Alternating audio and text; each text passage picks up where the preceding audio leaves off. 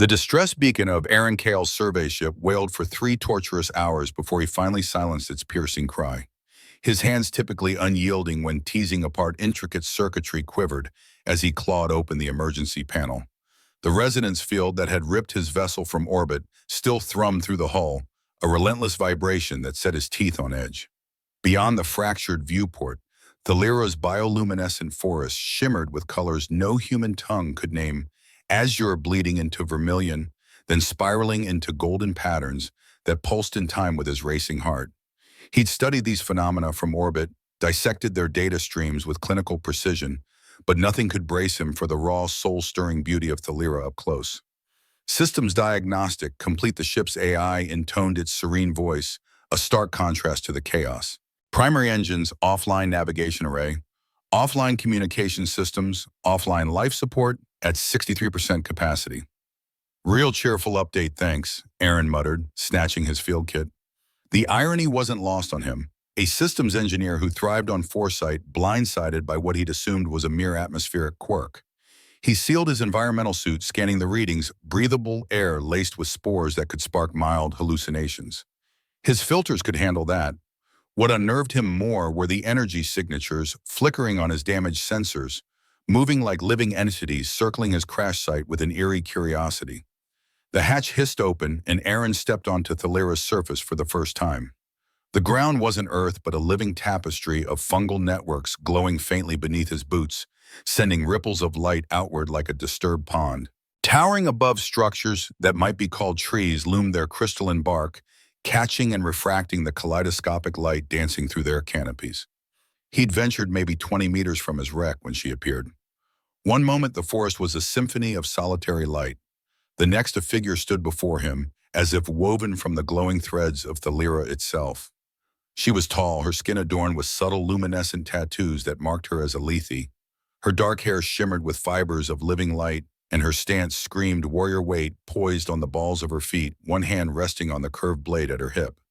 Collector, she spat the word, dripping with disdain, her accent twisting human speech into a melody both haunting and hostile. You crash clumsily for one who comes to plunder. I'm no collector, Aaron said, raising his hands to show empty palms. I'm Aaron Kyle, systems engineer, independent mediator.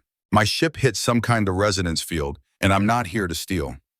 She circled him with the grace of a predator, the forest lights trailing her movements, casting a radiant halo around her form. Show me your extraction tools, your contracts. Prove it. I don't have extraction gear, he insisted, gesturing toward his ruined ship. My manifest's open source. Every tool I carry has a transparent log. I was headed to the Colonial Arbitration Summit when your planet's field snared me. She paused, head tilted, her eyes, catching his irises flecked with gold that danced like captured starlight far from human standard. The summit, she said, her voice sharp, where they schemed to bottle our world's breath and sell it to dying colonies. So she knew about the Solvex Consortium's biocredit scheme. That was both a relief and a warning. Tensions were higher than his briefings had suggested. Colorful way to put it, Aaron said cautiously. But yeah, I know their proposal. I was actually here to take baseline readings before they try to turn your people into living batteries. Her hand tightened on her blade's hilt, and her skin's luminous patterns flared brighter with her intensity. Before they measure every photon we emit, assign it a credit value, decide which of our children resonate enough to stay and which must leave for their optimization. Her passion caught him off guard. His briefings had painted the Alethi as stoic, bound by tradition, but this woman burned with a fire that seemed to ignite the very air. You know more about Solvex's plans than most colonial powers, he said, impressed. I'm Aaron, and I'm here to ensure Thalira doesn't become another casualty of their greed. I am Sarathan, guardian of the Western Harmonic Gates, she declared, stepping closer, her gaze piercing. It's my duty to understand threats to our world. And you, Aaron Cale, haven't explained why your peaceful vessel carries a military-grade resonance amplifier. His blood ran cold. How could she know your ship sings its secrets to the forest, she said, as if reading his thoughts. Did your briefings not warn you? Thalira herself is aware every encrypted photon resonates with her consciousness. Aaron reached slowly for his pack. The amplifier is not a weapon. It's a tool for mapping resonance in real time to prove Solvex's extraction would scar your world permanently. His fingers grazed the activation switch by mistake, and the device hummed to life.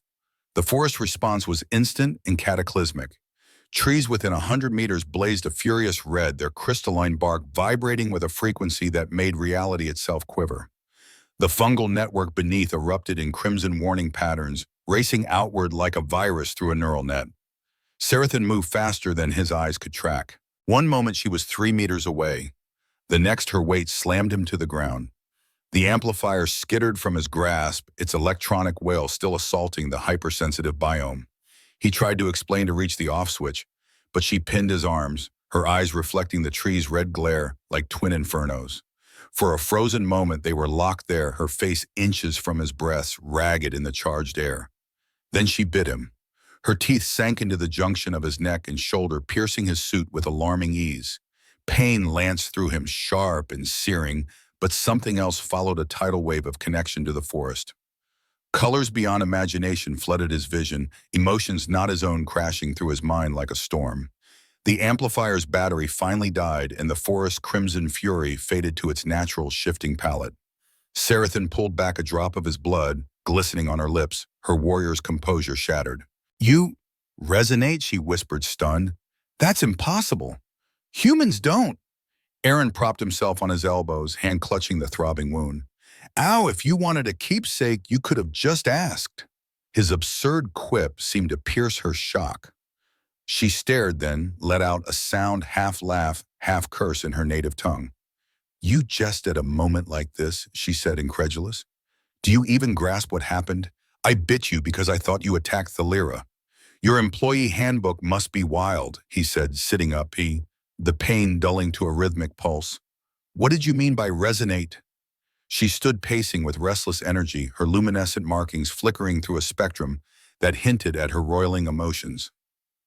"The bite is an ancient defense from before we forged metal blades. Our ancestors could merge their consciousness with Thalira's through blood and intent, overwhelming invaders with her will. But it only works on those with resonance markers. No off-worlder has ever survived it, let alone mocked it." Aaron retrieved his dead amplifier, its circuits fried from the overload. First time for everything he said meeting her gaze. "You're right, I felt it. Something vast, ancient, beautiful. Like I was inside the forest's mind, or it was in mine. Hard to describe." "You're describing what every Elythi child feels at their first communion," she said, her starlit eyes narrowing. "Who are you, Aaron Kale? No mere engineer carries tools that make forests scream. No human should survive the blood bond, much less harmonize with it." "I told you the truth," he said steadily. "I'm a systems engineer here to protect the Lyra from the bio-credit markets. But yeah, there's more to it." He thought of Elira, his sister, her hidden research into ancient markers and dormant genes, the real reason he'd come to Thalira, beyond any official mission. "Maybe it's not as impossible as you think." Sarathan's hostility softened to wary curiosity. "Your ship's done for," she said, nodding at the wreck. The resonance field scrambled its navigation crystals. "You're stuck here, strange human who resonates. The mothers are matriarchs who commune with the Lyra's deepest roots, will want to examine you. They'll have questions about how a human carries our world's song in his blood." "So do I." She turned, striding deeper into the forest, then paused, glancing back. "Follow Aaron Kyle, or stay with your dead ship and let the forest decide if you're food or friend. But know this, you're stepping into Thalira's heart. Secrets sleep there, and some may stir at your presence." The smart move was to stay to tinker with the comms array and signal for rescue. But the bite wound pulsed with each step, and Aaron felt the forest's gaze like a tangible weight. Shouldering his pack, he followed her. So he called out, "Are all your diplomatic greetings this toothy, or am I just special?" She didn't turn, but her shoulders shook with what might have been a stifled laugh. "You joke to mask fear, very human of you." "I'm not afraid," he shot back. "No." She glanced back, her markings shimmering with amusement. "You should be. You're the first human to carry Thalira's essence in your blood. That makes you either blessed or cursed. The mothers will decide." They walked in silence, the forest closing around them, its ancient trees bearing crystalline bark that seemed woven from frozen equations. Creatures flickered in the canopy, mere ripples in the light patterns, alien breathtaking and subtly menacing. "Why didn't you kill me?" Aaron asked after a time. "You thought I was attacking. Your blade would have been easier." Sarathan was quiet so long, he thought she'd ignore him. Then Thalira teaches that death is a failure of communication. "I meant to drown you in her voice to make you feel your trespass through connection, not steel. I didn't expect—" She hesitated. "I didn't expect you to sing." She stopped facing him fully. "When our blood mingled, you didn't just receive Thalira's will, you harmonized with it. Do you grasp how impossible that should be?" He thought of Elira's research, the encrypted files about ancient markers, the reason he had really come to Thalira. "Maybe not as impossible as you think," he said softly, his voice carrying the weight of unspoken truths. Sarathan's starlit eyes narrowed, a storm of suspicion brewing in their golden flecks. "You know something," she said, her voice low, cutting through the forest's hum. "Something about why you resonate." Aaron's lips quirked, masking the unease her proximity stirred.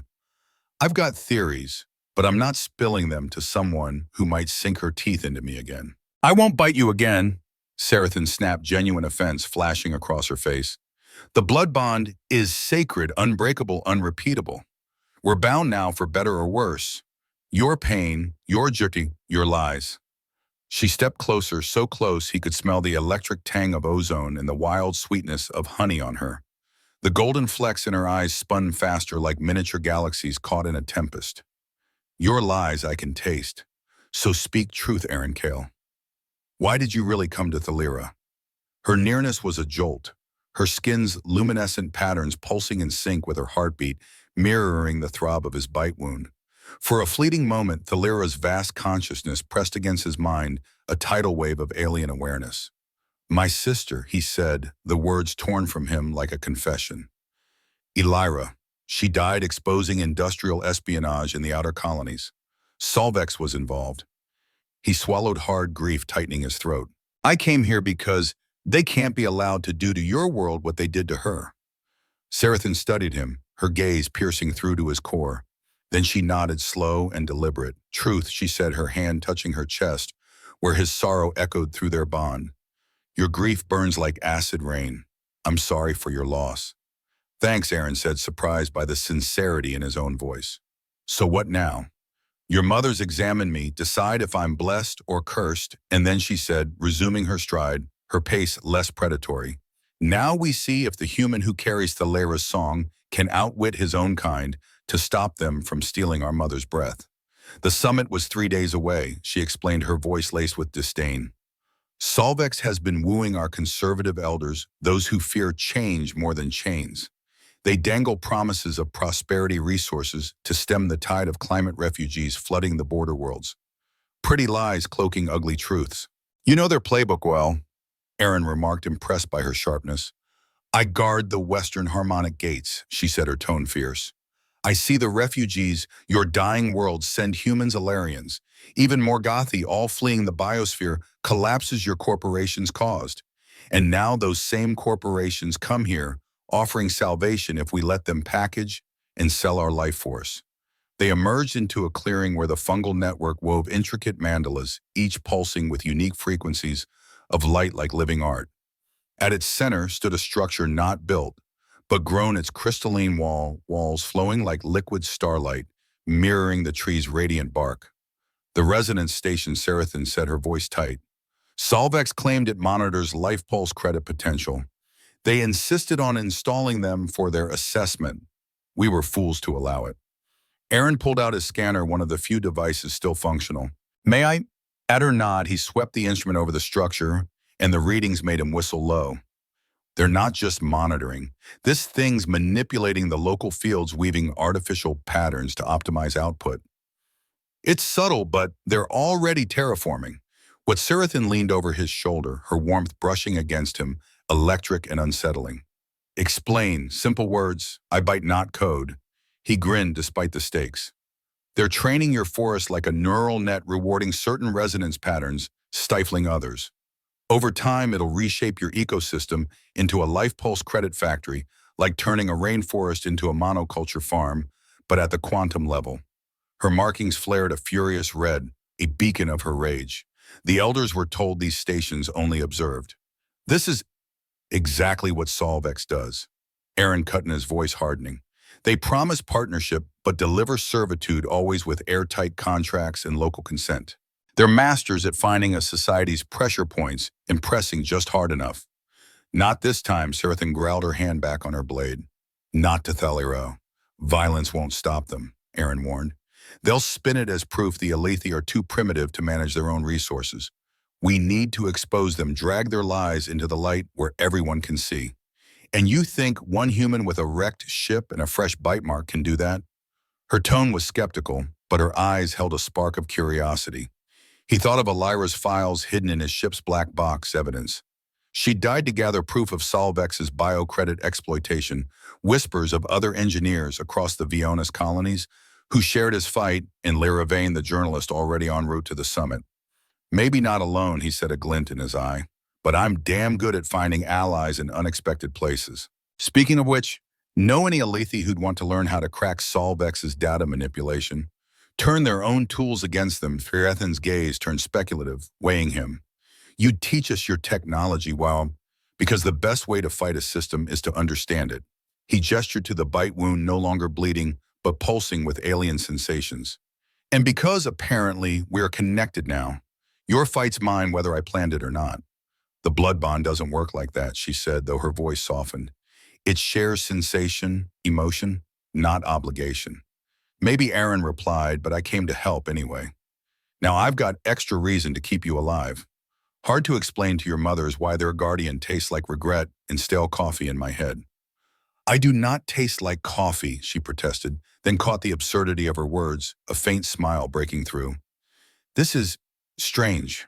I've bitten invaders before, but their minds were rigid, brittle. They felt the lyra as pain, not a symphony. You're different. Story of my life, he said, pocketing the scanner. So do we smash this station now or wait till your mothers decide if I'm blessed? Neither, she said firmly. If your claims hold, we need it intact as evidence. But first you face the mothers. Their tests will make my bite feel like a caress. Are you ready? He considered it, his mind flicking to Elira's warnings about his rigid thinking, his tendency to cling to logic over instinct. He'd come to Thalira armed with tech and legal strategies, not expecting a mystical bond that rewrote his very being. I'm ready, he said at last. One question, though. Is biting a standard Alethi greeting? Should I update my vaccinations if everyone's going to want to nibble? Her laugh rang out clear and melodic like wind chimes in a soft breeze. Her markings glowed warm gold, and through their bond, he felt her amusement tinged with surprise, as if laughter was a rare indulgence. You're a strange one, Aaron Kale, she said. Most humans meet the unknown with fear or fists. You crack jokes. Humor's how we handle existential terror, he shot back. That and caffeine, which I'll miss if Thalira doesn't have coffee. We have something better, she said, her eyes glinting. Resonance tea. It'll either open your mind to new planes of consciousness or make you see sound for 3 days. Delightful, he deadpanned. They moved on, leaving the station behind, the forest growing denser, older, more alive. The bite wound pulsed a conduit, feeding him glimpses of Thalira's vast thought networks, dwarfing even the most intricate human systems. Tell me about your sister, Sarathan said suddenly. Elira, you called her. He glanced at her, startled. How did you? The bond, she said softly. When you spoke her name, it blazed in your mind like a wound. She meant everything to you. She was everything, Aaron admitted, his voice heavy with memory. 5 years older, 50 times smarter. She taught me systems aren't just code and circuits. They're about people, the invisible threads shaping lives. She was digging into Solvex's schemes in the Vionis colonies when they killed her. A catastrophic decompression event, forensics called it. Just another outer colony accident. His tone turned bitter, except she sent me an encrypted message the night before saying she'd found something big. Her files were corrupted when they recovered her effects, but I've been piecing them together. She uncovered how Solvex twists life pulse credits to enslave entire worlds. Sarathan was silent for a moment, then spoke. And you seek not vengeance but exposure. That's not what I expected from a grieving brother. Elira wouldn't want blood, he said. She'd want justice, the system that killed her dismantled, rebuilt into something better. A sad smile crossed his face. She'd also tell me to stop brooding and find someone to share bad jokes with. I think she'd have liked you. You've both got that I could end you but choose not to vibe. I'm honored by the comparison to your warrior sister, Serethin, said, her hand grazing his shoulder. Through their bond, a pulse of genuine sympathy flowed warm and grounding. My own sisters fell, defending the northern gates from crystal poachers. I know the weight of carrying their fight. They walked in quiet companionship, their shared griefs weaving a fragile bridge between them. The forest shifted its wild chaos, giving way to an ordered magnificence, as if Thalira herself was preparing them for what lay ahead. We're nearing the Nexus Grove, Serethin said. From here you must follow my steps exactly. The path shifts with each visitor's intent. One misstep, and the forest might relocate you. Relocate, Aaron raised an eyebrow. To where? We usually find the skeletons eventually, she said, deadpan. Reassuring, he muttered, but her serious expression stopped him cold. Listen, she said, turning to face him fully. The mothers see through all deception. They'll know your true purpose, your deepest desires. If there's anything you're holding back, tell me now. Aaron weighed his options. Caution urged him to guard his secrets, to play the safe hand. But the blood bond made lies feel like a betrayal, not just of Serethin, but of himself. There's more, he admitted. Elira's research suggested some humans carried dormant genetic markers, letting them resonate with certain biofields. She thought they were introduced generations ago, maybe, by early colonists who bonded with worlds like Thalira. I think our family might carry those markers. Serethin's eyes widened, shock rippling through their bond. That would explain, but no, it's impossible. Resonance markers are sacred, unique to each world. They can't be stolen or transferred. What if they weren't stolen, he countered. What if they were given? She shook her head, but doubt crept into her expression. The mothers will know. They remember every gift Thalira has bestowed, every bond she's forged. If you're right, she paused, her voice softening. Then you're not the invader I thought. You might be something else entirely. What, he asked, holding her gaze. Maybe, he said quietly, the words heavy with meaning. I'm coming home. The statement hung between them, charged with possibility. Through their bond, Aaron felt her shock, her confusion, and something deeper, hope tangled with fear, her emotions blending with his until they were nearly indistinguishable. Finally, she nodded. Then let's see what the mothers make of you, Aaron Kyle. Aaron Kale, who might be coming home, Serethin said, her voice a low warning laced with wonder. But hear me if you're wrong. If this is some elaborate ruse, Thalira's rejection will be merciless, and so will I. I'd expect nothing less. Aaron replied, his tone steady despite the weight of her words. She turned her steps deliberate as she carved a path toward the Nexus Grove, each movement precise as if dancing with the planet's will. Aaron followed, mirroring her every step, trying not to dwell on tales of skeletons lost in dimensional rifts. The bite wound pulsed with his heartbeat, and he could almost hear Thalira whispering his name, or perhaps Elira's, a ghostly echo in the forest's song. There was no retreat now. He'd crashed onto this world seeking justice for his sister, a shield against Solvex's exploitation. But with each step deeper into Thalira's heart, he sensed a greater destiny unfolding far beyond corporate greed or personal vengeance. The trees of the Nexus Grove loomed before them, ancient beyond time, their crystalline structures twisting space itself into intricate patterns. At their heart stood three figures, serene as stone, yet alive with the awareness of stars, the mothers who would judge whether Aaron Kyle was a blessing or a curse. His hand drifted to the bite wound, its throb sinking with the grove's energy. Through their bond, he felt Serethin's tension warring with fragile hope, a quiet comfort that he wasn't facing this alone, even if his companion had introduced herself with teeth in his flesh. If this goes south, he murmured, I need you to know something. What? Her lips curved, a flicker of warmth in her warrior's facade. You definitely don't taste like coffee, more like starlight laced with sharp blades. He chuckled despite the stakes. And you taste of sorrow, determination, and something I can't name yet. Probably your coffee obsession leaving its mark, she teased, her smile softening the moment. They reached the grove's threshold where reality thickened, blurring into something otherworldly. Shapes moved beyond trees, or perhaps entities older and stranger still. Ready? Serethin asked, her voice steady, but her eyes searching his. Aaron thought of Elira, of justice delayed but not denied, of worlds bled dry by greed of a bite that had forged impossible connections, and of the fierce woman beside him, burning like a star. Ready, he said, stepping into the judgment awaiting him.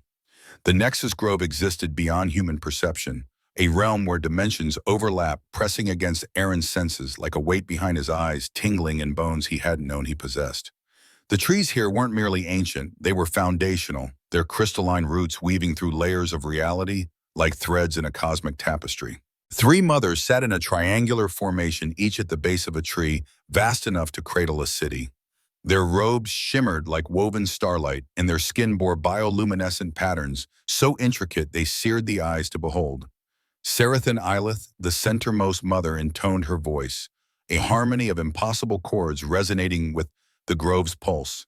You bring us a marvel, a human who survived the blood bond, who makes our mother world sing in frequencies unheard since the first planting. Sarathan bowed deeply, pulling Aaron down with her. Elder Mother Miris, she said, I present Aaron Kyle. He claims to be a systems engineer, yet he carries the ancient markers. Another mother leaned forward, her eyes glinting with curiosity. Dormant for generations, awakened by your bite. Fascinating. Stand, young human. Let us see what dreams flow in your blood. Aaron rose, meeting their timeless gazes with as much resolve as he could muster. The bite wound thrummed in rhythm with the grove's energy, and through his bond with Sarathan, he felt her pride tinged with apprehension. Tell us, Elder Marys commanded, why you believe you are coming home. The words poured from him as if Thalira herself drew them forth. He spoke of Alira, her relentless pursuit of biofield resonance, and genetic markers of families drawn to frontier worlds where life and technology blurred. Of his own uncanny knack for systems that felt alive, humming with purpose beyond circuits. My sister believed he concluded that early colonists didn't just visit worlds like Thalira, they forged bonds deep enough to rewrite their genes. She thought our family descended from those ambassadors. The mothers exchanged glances, their silent exchange heavy with unspoken dialogue. Elder Mary's rose, her movements fluid, defying her ancient presence. She approached, one hand extended toward his face. May I, she asked, though refusal was clearly no option. Her fingers cool as starlight touched his temple, and Aaron was no longer himself but everyone. He saw Thalira millennia ago, a young untamed world pulsing with life. He saw skyborne visitors, their ships singing harmonies that delighted the planet's mind. He witnessed ceremonies of bonding, where chosen souls received the gift of resonance to carry to their kind. And then betrayal, those gifts twisted into tools of exploitation, bonds shattered for profit. Thalira's trust splintered like crystalline bark under a poacher's blade. When the vision faded, Aaron was on his knees, gasping, Sarathan's hand on his shoulder, her concern flowing through their bond like a soothing stream. He carries the marker true, Elder Marys declared, diluted by time, dormant until awakened but genuine. His ancestors stood here, once judged worthy of Thalira's gift. Yet we thought that line lost. Broken, the third mother said, when the Astralis group, Solvex's predecessor, perverted our trust into chains. Not lost, Aaron managed, rising shakily. Hidden. My family never spoke of it, but we had traditions, odd rituals. Live on worlds with living systems. Never take more than you give. Trust the machine that breathes. He laughed unsteady. I thought they were just frontier quirks. Your sister knew better, Elder Marys observed. She sought her heritage when the exploiter silenced her. And now you walk her path for revenge, for justice, Aaron corrected, his voice firm. To stop Solvex from doing to Thalira what they've done to countless worlds. The Life Pulse credit system isn't about trading carbon anymore. It's a weapon turning biospheres into commodities to be packaged, sold, stripped bare. We know their proposals, Elder Mary said. Some younger elders see partnership in their terms, resources to aid climate refugees, defenses against worse predators. They see salvation where you see slavery. Then they're not reading the fine print, Aaron said, offering his datapad. I've studied 17 worlds under Solvex's Life Pulse agreements or their predecessors. Within 50 years, everyone suffered ecological collapse. They extract maximum value, then abandon dead worlds and displace people. The mothers pored over the data, their patterns flickering with concern. Sarathan leaned in her markings, mirroring their distress as she read. This is damning, she said. But will it sway the conservatives who fear change more than death? Then we give them something immediate to fear, Aaron said. Solvex's resonance stations aren't just measuring, they're manipulating the biofield, optimizing for life pulse yield. It's unauthorized terraforming, a breach of even their preliminary agreements. Elder Myries returned the pad. You speak of proof. Can you show this to those who feel harmony but don't grasp your technology? I can do better, Aaron said, his voice brimming with resolve. I can teach your people to see the manipulation themselves, to understand Solvex's game. Give me a few days and volunteers, and I'll build a system to translate their data tampering into resonance patterns anyone can read. Bold words from an uninvited guest, the second mother said.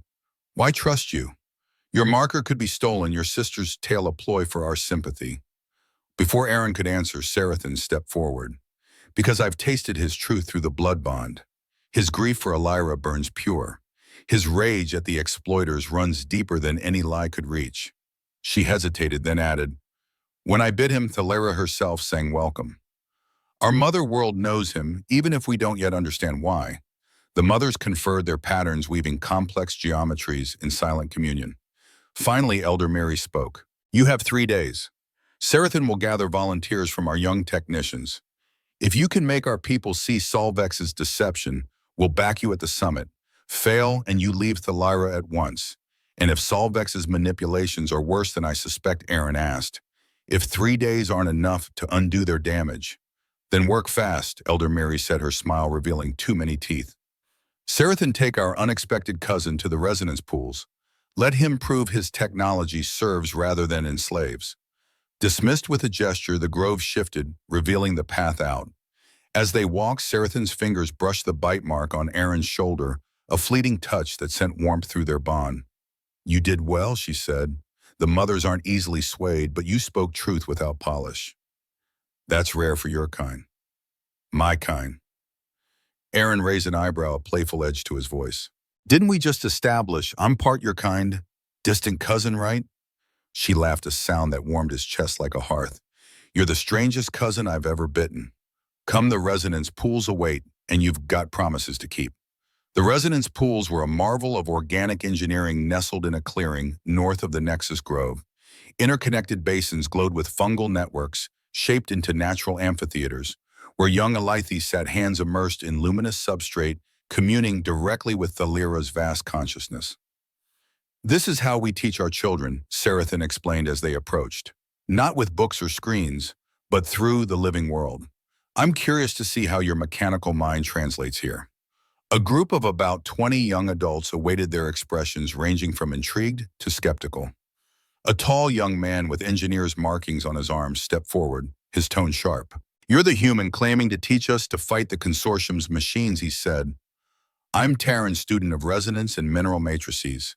Explain how your lifeless tech can sync with our living systems. Aaron set down his pack, pulling out his devices with practiced ease. First, let's find common ground. Your resonance patterns are biological quantum fields shifting with environment and intent. My tech reads electromagnetic signatures. Different languages, same truth. He activated a modified scanner, holding it over a pool. Its screen flared with scrolling data. This is your pool through my lens. Now watch. With a few tweaks, the pool pulsed in sync with his data stream, a dance of light and code. The students leaned in, captivated despite their doubts. Terran's skepticism wavered. You're translating digital patterns into resonance flows. Exactly, Aaron said. And I can teach your pools to spot when outside tech tries to tamper with them. He produced a small transmitter, a weaker version of Solvex's tools. When I activate this, the pool's glow shifted, taking on a sickly green hue. Several students yanked their hands back, alarmed. It feels wrong, a young woman said, like the pool's stuttering. That's your natural resonance being forced into patterns optimized for life pulse extraction, Aaron explained. Now let me show you how to trace it back to its source. He spent hours teaching, weaving complex tech concepts into the Alethi's organic language, a grueling task that stretched his mind in ways it wasn't built for. The bite wound was more than a mark, it was a bridge, sparking flashes of insight into how the Alethi saw their world, a symphony of light and life woven into their very being. Sarathan stood at the edge of the group, her guardian stance a mask for the fascination glinting in her starlit eyes. Through their bond, Aaron felt her excitement flare as the students began to unravel the concepts he taught. It's like tasting poison in a clear stream, Terran said abruptly, his hands aglow as he traced a manipulation signal back to Aaron's transmitter, his markings pulsing with triumph. Once you know the flavor, it's unmistakable. Exactly, Aaron said, his voice steady with conviction. Solvex has been tainting Thalira's resonance field so subtle you might not notice until the damage is done. But now you can see it, and more, you can document it in ways that'll hold up at the summit. As Thalira's sun dipped low, its light splintering through the crystalline canopy into a sky painted with impossible hues, the students worked with newfound autonomy, crafting detection algorithms within the resonance pool's organic computing matrix. You didn't lie, Taryn said, approaching Aaron with a grudging respect. This knowledge is power. But why give it freely? What's in it for you? Aaron's thoughts drifted to Alira. Her fierce belief that knowledge should be shared, that transparency was the sharpest blade against exploitation. I gain allies, he said simply, and if we pull this off, I keep another world from joining the graveyard of Solvex's greed. As the students scattered their chatter alive with excitement, Sarathan approached, her gaze softening. You need rest food and probably something for that bite wound you keep touching. It doesn't hurt, Aaron protested, then caught his hand lingering on the mark. It just tingles, like a reminder of what she asked, her voice gentle but probing. That I'm not alone in this anymore, he admitted, the words slipping out with raw honesty. Her eyes held his for a moment, then she nodded. Come, my home's close. You'll eat something better than your compressed nutrition paste. Her dwelling was a marvel of organic engineering grown from a single colossal tree, its rooms and corridors shaped by Thalira's living will. Bioluminescent panels cast a warm glow, the walls breathing subtly to filter air and cradle warmth. You live alone? Aaron asked, noting the sparse decor, the absence of personal touches. Since your sisters fell. Yes, Sarathan said, moving to a kitchen-like alcove, retrieving containers from storage that opened at her touch. Guardian duty leaves little room for family. We're weapons first, people will second. That sounds lonely, he said, his voice soft with empathy. She paused, her hands stilling. And yet, don't you live the same way, wandering worlds, waging war on Solvex, carrying your sister's mission like a shield? The truth of her words stung closer than he wanted to admit. Touched or tasted through the bond, he asked, deflecting with a half-smile. Both, she said, handing him a bowl that smelled divine, its contents shimmering like captured sunset. Eat. Tomorrow we hit the resonance stations to gather evidence. You'll need strength. The food was a revelation, flavors bypassing his tongue to stir memories. Childhood meals with Ilera. Her laughter at his botched cooking, promises of caution, they'd both broken. You're leaking, Sarathan said softly, her own bowl untouched, as she sat across from him. What's your emotions, she said. Through the bond, you're projecting memories of her. She hesitated, her markings dimming with regret. I'm sorry, the connection is new. I shouldn't feel your private thoughts. It's okay, Aaron said, meaning it. It's nice actually having someone else carry her memory even secondhand. She was alone when she died. No one should be. Sarathan reached across her fingers, brushing his hand, a pulse of connection surging through their bond, her own grief for her lost sisters mingling with his. For a moment they sat in shared silence, two souls bound by loss to violence and greed. Tell me about your sisters, Aaron said gently. Her voice came haltingly, at first, then warmed. Her sisters were warriors too, but unlike her precise control, they'd been wild, their laughter like a storm. They died defending a sacred grove from crystal poachers, holding the line until help arrived. They'd have found you amusing, she said. Kira especially. She always said humans burn bright because they burn brief. Morbid but poetic, Aaron said. I like her already. They talked deep into the night, swapping stories, their rhythms sinking through the bond's hum, an intimacy that should have felt alien, but didn't. When Sarathan showed him to a guest alcove, its sleeping platform molding to his form, Aaron hesitated. Thank you, he said, for the food, the shelter, the understanding. She paused at the doorway, her markings flickering with uncertainty. Tomorrow's dangerous. Solvex stations have automated defenses. If they catch us gathering evidence, we'll face it together, he said. That's what allies do, right? Allies, she echoed, testing the word. Yes. Sleep well, Aaron Kyle. Tomorrow the real fight begins. Sleep eluded him. The tree home's gentle breathing was soothing, but his mind raced 3 days to gather evidence, to sway a planetary council, to expose a conspiracy spanning stars, to honor Elira's memory, with justice, not vengeance. Through the bond, he felt Sarathin's own restlessness, her warrior's instincts, sharpening for battle. It was a strange comfort knowing another soul shared the weight of tomorrow. Dawn on Thalira was a symphony of light crystalline trees splintering the sun's first rays into cascading rainbows. Erin woke to find Sarathin ready at her guardian armor, a fusion of grown crystal and organic fibers, making her look like a living blade. "Breakfast," she said, handing him a steaming container. "And these." She offered clothing blending his environmental suit with Alethi elegance. "Your human gear," screams outsider. "These will help you blend." The fabric fit like a second skin, breathing with him, tying him closer to the forest pulse. "How do I look?" he asked. "Like a very tall, very pale Alethi." With odd eyes, she said, a faint smile curving her lips. "It'll do. Come. We've got 3 stations to check before midday." "I've asked Terran to meet us at the first with his best students." They set out the paths shifting beneath their feet, guided by Thalira's will. Sarathin moved with unerring confidence, her bond with the planet steering her steps. Erin matched her pace, the bite wound pulsing in rhythm with their stride. The first resonance station sat in a clearing, its fungal network twisted into complex spirals. Even from afar, Erin saw the wrongness, the natural flows warped into rigid channels feeding the station's collectors. Terran and 5 students were already there, their tools a striking blend of Erin's tech and Alethi organics. "We've been monitoring since dawn," Terran reported, his markings steady. The manipulations subtle but consistent, forcing the network to overproduce some frequencies while choking others. "Show me," Erin said, pulling out his instruments. The data was worse than he'd feared. The station wasn't just optimizing for life pulse credits, it was rewriting the ecosystem's core code, turning the clearing into a biological factory. "This is criminal," a student whispered. "They're not harvesting Thalira's energy, they're enslaving it. Can we document this for the council?" Sarathin asked, her voice tight. Erin nodded, grim. "We can do better, Terran.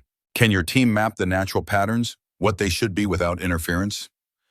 "Give us an hour," Terran said, his markings flaring with resolve. While the students worked, Erin and Sarathin probed the station. Its shields were formidable, but Erin had spent years cracking Solvec's security. The logs chilled his blood. "They're in phase 2, he told Sarathin quietly. "This isn't just assessment, they're terraforming, prepping Thalira for full-scale extraction. The summit's not about negotiation, it's about getting retroactive approval for what they've already started." Her markings blazed violent red fury, pulsing through their bond. "Those lying manipulative," she switched to Alethi, words Erin didn't know, but felt sharp and venomous through their connection. "We need evidence from all 3 stations," he said, "a pattern of deliberate deception. Can you get us to the next site fast?" Her smile was sharp, dangerous. "Hold on." She pressed her hand to a crystalline trunk, speaking a word that made reality stutter. Colors bled into impossible shapes and the world twisted. Erin stumbled as they landed elsewhere, disoriented. "What the hell was that?" The fast-path Sarathin said, studying him. "Thalira grants her guardians shortcuts, but taking an unbonded human through is unprecedented. You okay?" "Like I've been turned inside out and dunked in liquid starlight," he said, checking his gear. Relieved it still worked. "Let's not make that a habit." The second station revealed the same manipulation, but worse, local wildlife suffered. Birds with crystalline feathers spiraled in confusion, their glow dim. Small mammals in the fungal networks moved sluggishly, their luminescence fading. "They're killing it," Sarathin said, her voice thick with grief. "Slowly, subtly, but they're killing our world." "Not if we stop them," Erin said, resolute. "One more station, then we build a presentation even the most stubborn elder can't ignore."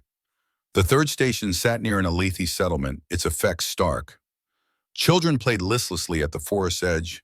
Adults spoke of headaches, dreams stolen from another's mind. "This is Solvex's way," Erin said, downloading the station's data. "They don't just take resources, they drain life itself, leaving husks that may never recover." "I want to destroy it," Sarathin admitted, her hand on her blade. "Every instinct screams to cut this infection from Thalira." "That's what they want," Erin warned. "Violence gives them an excuse to escalate, to call the Alethi too primitive to manage their resources. We fight with truth, it cuts deeper than any blade." They took the fast path back to Terran's team, reality warping like a fever dream. The students had crafted a 3-dimensional resonance map, contrasting healthy flows with corrupted ones in vivid detail. This is brilliant, Aaron said, studying their work. Anyone who sees this will get it, but Solvex will have countermeasures at the summit. Then we make our own, Terran said. Guardian Sarathan, with your permission, we'd like to try something bold. A live display channeled through volunteers showing the corruption in real time. Sarathan's eyes widen. That's dangerous. Channeling corrupted resonance could harm you permanently. Not if we filter it through someone who can handle the dissonance, Terran said, looking at Aaron. Someone who bridges our worlds, who knows the tech and carries the markers. You want me to be a living translator? Aaron said, grasping the plan. Channel the corrupted patterns through my nervous system, make them visible for the council. Can you do it? Sarathan asked, concern pulsing through their bond. He considered it. It would hurt, maybe scar him permanently, but it would be undeniable, a truth Solvex couldn't dodge. I can, he said, but we need to practice, and I'll need an anchor to pull me back if the corruption runs too deep. I'll anchor you, Sarathan said instantly. Through the blood bond, I won't let you fall. They spent the day preparing word of their discoveries, spreading like wildfire. By evening, hundreds of Alethi gathered, their anger controlled, but fierce, a people who knew survival meant playing the enemy's game until they could rewrite the rules. Elder Miris appeared at sunset, her ancient eyes sweeping over the crowd, the equipment, the resolve. You've surpassed expectations, Aaron Kyle, she said. But Solvex has resources we can't match: lawyers, scientists, politicians. How do you counter their polished lies with raw truth? By making the truth undeniable, Aaron replied. At the summit, I'll channel the corruption live. Let them argue with the world's dying screams. And if they dismiss it as fabricated, Elder Miris asked. Then we go to phase 2, Aaron said, showing her his datapad. I've built a virus using Thalira's resonance patterns. If Solvex won't shut down their stations, we upload this to their network. It'll force every station to broadcast its true purpose, exposing what they're doing to the biofield. The data would flood every connected device in the system, etching a permanent, irrefutable record of Solvex's treachery. Elder Mary studied Aaron's code, her bioluminescent patterns shimmering through spectrums of cautious deliberation. This is bold, she said, her voice resonant with ancient weight. It skirts the edge of warfare we've long avoided. It's not war, Sarathan interjected, her tone fierce yet measured. It's enforced truth.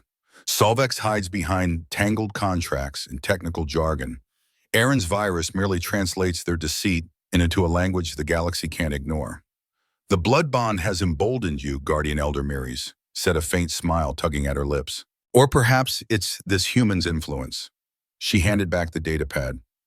Very well, you have one final day to prepare. The summit convenes at dawn. Be ready to unveil Solvex's true face to our people and the watching stars. As the crowd dispersed, Aaron felt the crushing weight of his commitment. Channeling corrupted resonance would be like swallowing poison to prove its venom. Yet with Sarathan beside him, her presence a steady anchor through their bond, he dared to believe he could endure. You don't have to do this, she said softly as they walked back to her dwelling, the forest glow dimming with the night. We have enough evidence without the live display. Evidence can be debated. He countered, his fingers brushing the bite wound now aching from their probes into Solvex's corrupted stations. Experience can't. Besides, Elira would approve. She always said truth must be felt, not just heard.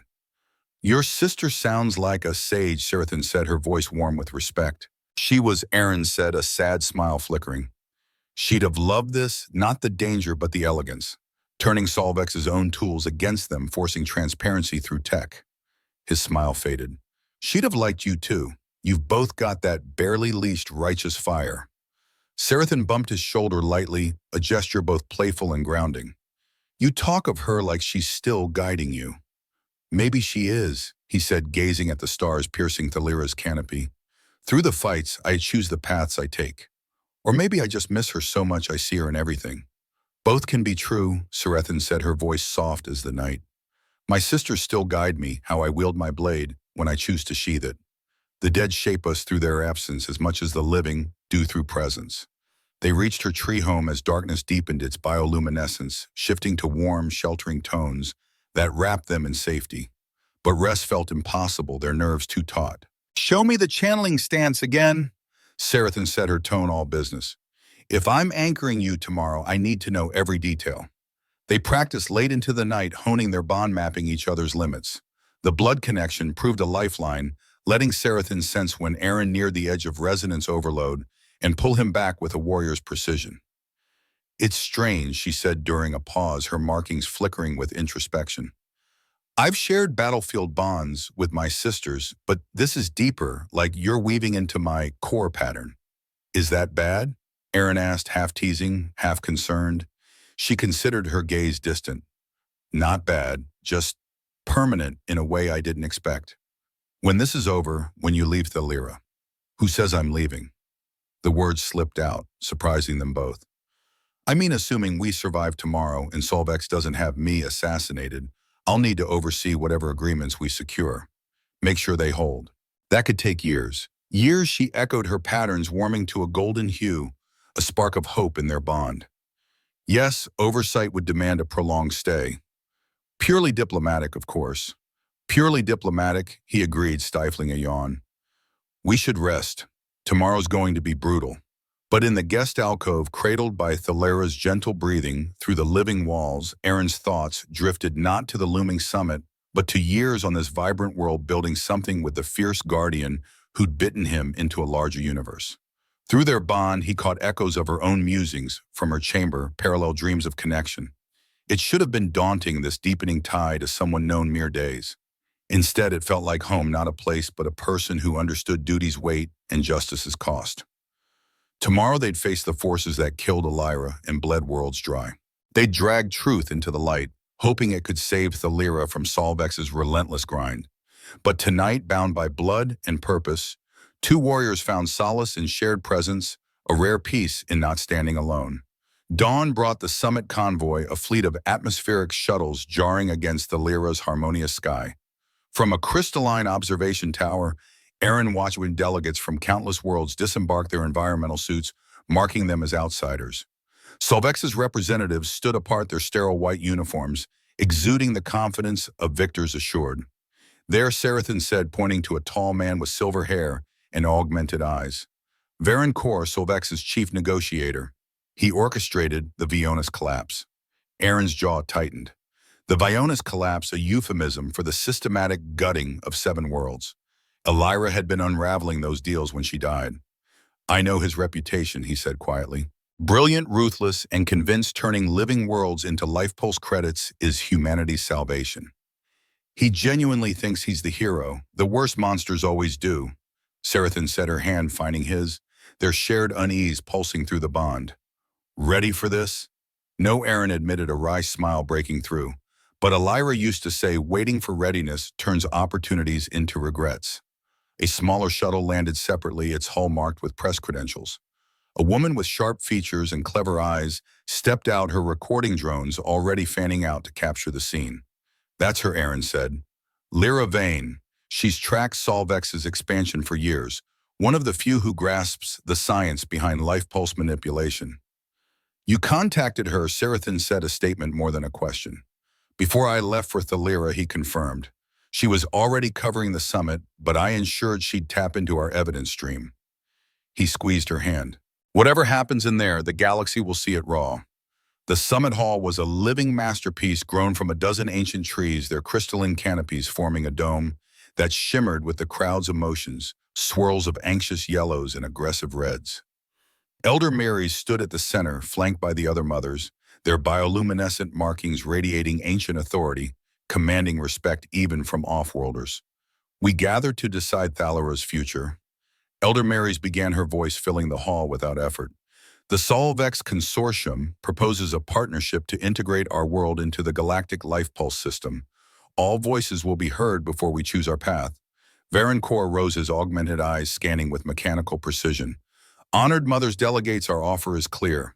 Thalira holds one of the richest biofields known. With our proprietary optimization, it could yield life pulse credits to fund climate adaptation for countless refugee worlds." He gestured, and holograms bloomed, gleaming cities, restored ecosystems, smiling families, and pristine habitats. "The choice is simple: isolation versus integration, hoarding wealth while billions suffer, or sharing Thalira's gift with a desperate galaxy." The conservative Alethi elders nodded, drawn to the vision of saviors over isolationists. Aaron saw the allure. Who wouldn't want to be a hero? Furthermore, Core continued our assessments. Show minimal impact on Thalira's ecosystem. Our resonance stations enhance natural processes, not deplete them. Liar Seraphim hissed, her markings flaring angry red. Aaron stood, his heart pounding, but voice steady. I request the floor to address these claims. Core's expression remained smooth, but a slight tightening around his eyes betrayed unease. And you are Aaron Kale, independent systems analyst, he said, glancing at Elder Miris, who nodded. Recognized cousin to the Alethi through ancient blood bonds. I've spent 3 days analyzing your so-called harmony stations. What I've found should alarm everyone. By all means share, Core said, his tone slick. Though I question the credentials of one claiming kinship through myths. Aaron activated his display in the hall, filled with 3-dimensional resonance patterns. These are Thalira's natural biofield flows, recorded by Alethi technicians trained in pattern recognition. And these, the display shifted to jagged, corrupted wavelengths, are what your stations are doing. They're not harvesting excess resonance. They're rewriting Thalira's core frequencies. Murmurs rippled through the crowd. Off-world delegates leaned forward, some intrigued, others skeptical. The Alethi, attuned to the patterns, gasped in visceral horror. Computer models can be faked, Core said dismissively. Got any real evidence? I thought you'd say that, Aaron replied, nodding to Terran, who stood with his team. That's why we've prepared a live demonstration. The technicians moved swiftly, setting up a resonance field at the hall's center. Seraphim took her place beside Aaron, her hand on his shoulder, where the bite mark pulsed with anticipation. What I'm about to do, Aaron announced, is channel Solvex's corrupted resonance through my nervous system. The Alethi will see the patterns directly. For off-worlders, our journalist friend Lyra Vane will broadcast my biometric readings live. Lyra nodded from the press section, her equipment locked onto Aaron's biosigns. Core's composure cracked, concern flickering in his augmented eyes. This is irregular. We can't be held responsible for. Your concern is noted. Elder Mary's cut in. Proceed, Aaron Kale.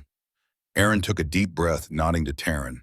The young technician activated the field, summoning a bubble of corrupted resonance from the nearest Solvex station. Pain hit like a storm, alien frequencies tearing through Aaron's nerves. His resonance markers, genetic gifts hidden for generations, flared in response, blazing against the onslaught.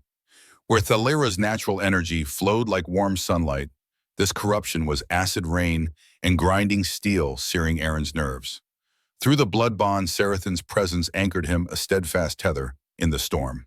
She couldn't erase the pain, but she shared it, dispersing its weight across their linked nervous systems. Her warrior's discipline held them steady as the corruption crested a tide of dissonance, threatening to drown him. The summit hall erupted in chaos. Every Alethi present saw the wrongness in Aaron's biofield patterns, screaming of slow death life force twisted into commodity. Off-worlders watched Lyra Vane's broadcast Aaron's vital signs, spiking into perilous zones, his neural activity mirroring a body under calculated torture. Enough, Varen, Core shouted, his voice cutting through the uproar. This proves nothing but this man's instability. It proves everything, Aaron gasped, still channeling the corruption, his voice raw with effort. This is what your optimization does to a living world. This is what you're inflicting on Thalira station by station. He pushed harder, letting the tainted resonance surge through him. His vision blurred, overlaid with visions from the biofield itself, forests screaming in subsonic agony, creatures fleeing corrupted zones, their natural rhythms shattered beyond repair, a paradise slowly molded into product. Show them the children, Seraphim urged, her voice a quiet blade slicing through the chaos. Show what happens to those born near the stations. Aaron shifted his focus, channeling patterns from settlements near the corrupted zones. The display filled with faint, faltering signatures, Alethi children whose resonance was stunted by Solvex's fields, forever severed from Thalira's songs unlike their parents. A wail of anguish rose from the Alethi delegates. Even the conservative elders, once swayed by Solvex's promises, looked shaken. Their markings dim with horror. Parents in the crowd wept openly, their worst fears laid bare. Shut it down, Core barked at his technicians. This emotional manipulation has gone far enough. You shut nothing down. Elder Mary's declared, her voice a thunderclap of authority. We will witness the full truth no matter how it cuts. But Aaron was nearing his breaking point. The corruption gnawed at his core patterns, threatening permanent scars. Through their bond, he felt Sarathan's rising alarm, her resolve to pull him back, warring with the need to expose everything. Then unexpectedly, Terran and his students joined the resonance field, linking one by one to share the burden across their nervous systems. The display sharpened, revealing not just the present corruption, but projections of Thalara's fate under Solvek's plan. A dead world, crystalline trees reduced to gray husks, the fungal network fractured into dying patches. The bioluminescent beauty that defined Thalara faded to a cold, optimized yield for profit. Lai's core snarled, his polished facade cracking. Projections built on flawed data. Thalara is stronger than your models claim. It's the same process that killed the Vionis worlds. Lyra Vane cut in from the press section, her voice sharp as a blade. I've tracked your operations for a decade, Core. The pattern never changes. Promise prosperity, deliver slow death, then move on while shareholders profit from the biocredits of ruined worlds. Her own display flared to life, showing planet after planet in stages of decay, mirroring Aaron's channeled truth. Everyone followed Solvex's protocol, each promised it was unique, resilient. They're all dead or dying now. The hall exploded in uproar. Off-world delegates, once skeptical, now demanded answers. The Alethi beyond words flashed patterns of rage and grief. Aaron held the channel open, letting the truth burn through him, undeniable in its raw exposure. Finally, mercifully, Sarathan pulled him out, the corruption draining from his system like venom drawn from a wound.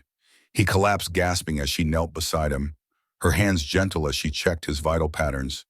"You reckless, brave fool," she murmured, her voice thick with worry. "You nearly burned yourself out." "Worth it," Aaron managed, his breath ragged. Did they see? Did they understand? They saw Elder Mary said, approaching her presence, a quiet storm. The question now is what we do with this truth. Kor regained his composure, though his augmented eyes glowed with icy fury.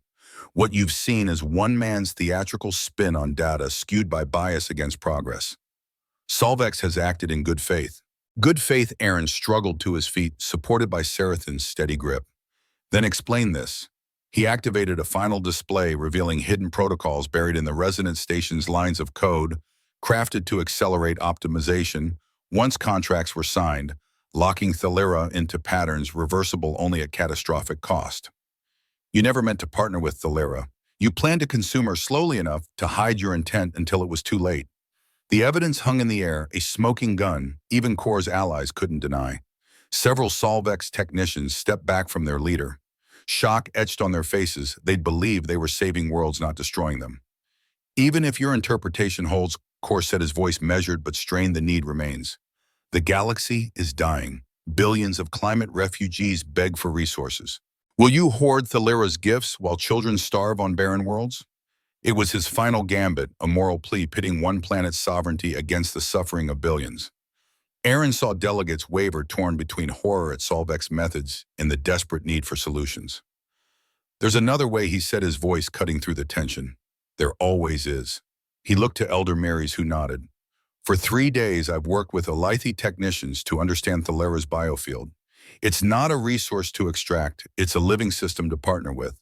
Instead of corruptive stations, we can build harmonic bridges to share regenerative patterns with other worlds. Terran stepped forward, his young face alight with passion. Our preliminary models show it's possible. Instead of draining life pulse credits, we can teach other worlds to heal their own biofields. Thalara becomes a teacher, helping dead worlds sing again. Impossible, Kor said flatly. The technology doesn't exist. Because you never sought it, Sarathan countered, standing beside Aaron, her presence fierce. You only know how to take, not give. But Thalara has always shared her gifts with those who earn her trust. The blood bonds prove it. Elder Marys raised her hands, silencing the hall. We recess for 1 hour. The mothers will deliver our decision. All delegates remain. As the crowd fragmented into heated discussions, Lyra Vane approached Aaron and Sarathan. That was extraordinary, she said, her reporter's eyes gleaming. The broadcast's already viral across 3 sectors, but Kor won't quit. Solvex has too much invested to walk away. I know, Aaron said, exhaustion hollowing his voice. The channeling had left him feeling like a struck bell, reverberating with aftershocks. But now it's in the open. Their lies can't hide anymore. Lyra studied him. You're Elira Kale's brother, aren't you? I see her in you now. She'd be proud of this. The mention of Elira hit harder than the corruption tears pricking his eyes, held back only by Sarathan's steady presence through their bond. She'd have done it better, he said, voice rough. Less drama, more data. But yeah, I hope she'd be proud. Count on it, Lyra said softly. I interviewed her once during the early Vionis investigations. She spoke of her little brother, the engineer, who saw poetry in code. Said you'd change worlds if you trusted your instincts over your analysis. She moved off, leaving Aaron with that unexpected gift. Sarathan's hand found his, squeezing gently. Your sister saw you clearly, she said. As do I. Before he could reply, Taryn approached with his students. The channeling damaged your resonance patterns, he said bluntly. We can stabilize them, but it requires trust, letting us into your biofield directly. More blood bonds, Aaron asked, weary but wry. No, a gentler healing meld, Taryn said. But your unique patterns make the outcome uncertain. Aaron looked at the young Alethi, their faces bright with concern and curiosity, the generation who'd inherit today's choices. They deserved a chance to build beyond Solvex's ruin. Do it, he said. They formed a circle, their hands hovering, biofields overlapping. Sarathan stayed close, monitoring through their bond as the meld began. It felt like cool water, soothing burns, easing the jagged tears left by the corruption. But it was more than healing. The student's curiosity probed his patterns, learning from his human-Alethi hybrid resonance. In return, they shared glimpses of Thalira's embrace, the daily wonder of a conscious world. Fascinating, Taryn murmured. Your patterns mirror ours, but shifted like an Alethi template woven through human neurology. No wonder you bridge both worlds. Is that what I am? Aaron asked, half smiling. A bridge. Among other things, Sarathan said, her voice warm with amusement. Also stubborn, reckless, and apparently allergic to self-preservation. But yes, a bridge, perhaps what Thalira intended when she gifted your ancestors. The meld finished, leaving Aaron grounded, more centered than since his crash. The students dispersed, buzzing with the implications of his hybrid nature. Across the hall, Kor watched, his expression unreadable, though his tense discussions with his team, some visibly shaken, betrayed unease. Solvex's true methods had fractured the faith of those who'd believed in their mission. He's plotting something, Sarathan said, her eyes narrowing. Men like him don't accept defeat gracefully. No, Aaron agreed, but he's lost the moral high ground. Whatever he tries now will reek of desperation. The hour passed swiftly. When Elder Marys recalled the summit, the air had shifted, cautious interest in Solvex's proposal replaced by sharp suspicion. The channeled corruption was too raw, too undeniable to dismiss. The mothers have walked Thalira's deep paths and heard her voice, Elder, Marys announced. She speaks clearly. Solvex's presence is a poison, killing her, slowly but surely. Kor rose, his tone respectful but edged. Elder Mother, such decisions can't rest on mystical consultations. The contracts are void, Elder Marys cut in, her voice unyielding. You bargained in bad faith, cloaking your intent in technical lies. But more, you misunderstand Thalira. She is no resource. She is a living entity, ancient beyond your grasp, and she rejects you. As if in agreement, the hall's bioluminescence flared, deep red, pulsing with a vast heartbeat. Every Alethi felt Thalira's fury at those who'd enslave her. Yet Elder Marys continued, we are not deaf to the galaxy's suffering, or suffering. Iron Kale's harmonic bridges teaching, not taking hold, promise. We will pursue this path with worlds who approach as partners, not predators. This is a mistake, Kor said, his voice cold as steel. Solvex has investments to protect contracts with a dozen colonial governments. We can't walk away over one man's theatrics and your primitive fears. Primitive, Sarathan's hand flew to her blade, but Aaron caught her wrist. Let him talk, he murmured. He's about to overplay his hand. Kor pulled out a datapad, his movements sharp with anger. If you reject our partnership, we'll activate protective protocols. The resonance stations were placed with your government's consent. They're Solvex property, and we'll defend them against interference. Are you threatening us? Elder Marys asked, her tone deceptively mild. I'm stating facts, Kor said. Any move against our infrastructure will meet an appropriate response. We have security forces ready. Laughter broke the tension, not mocking but pure amusement. Taryn and his students giggled, their markings flashing with mirth. What's so funny, Kor demanded. Show him, Elder Marys said. Terran activated a holographic display revealing where Solvex's resonance stations once stood now. Only pristine forest, the corrupted machinery vanished. Your stations started dissolving an hour ago, Terran said, his voice bright with glee. Right when you admitted they were built for exploitation, not partnership. The Lyra doesn't tolerate parasites, Mr. Core. She's broken your tech into raw elements, feeding them back to heal her wounds. Varen Core's face drained of color. Impossible, he stammered. Those stations were shielded against conventional interference. But the Lyra isn't conventional.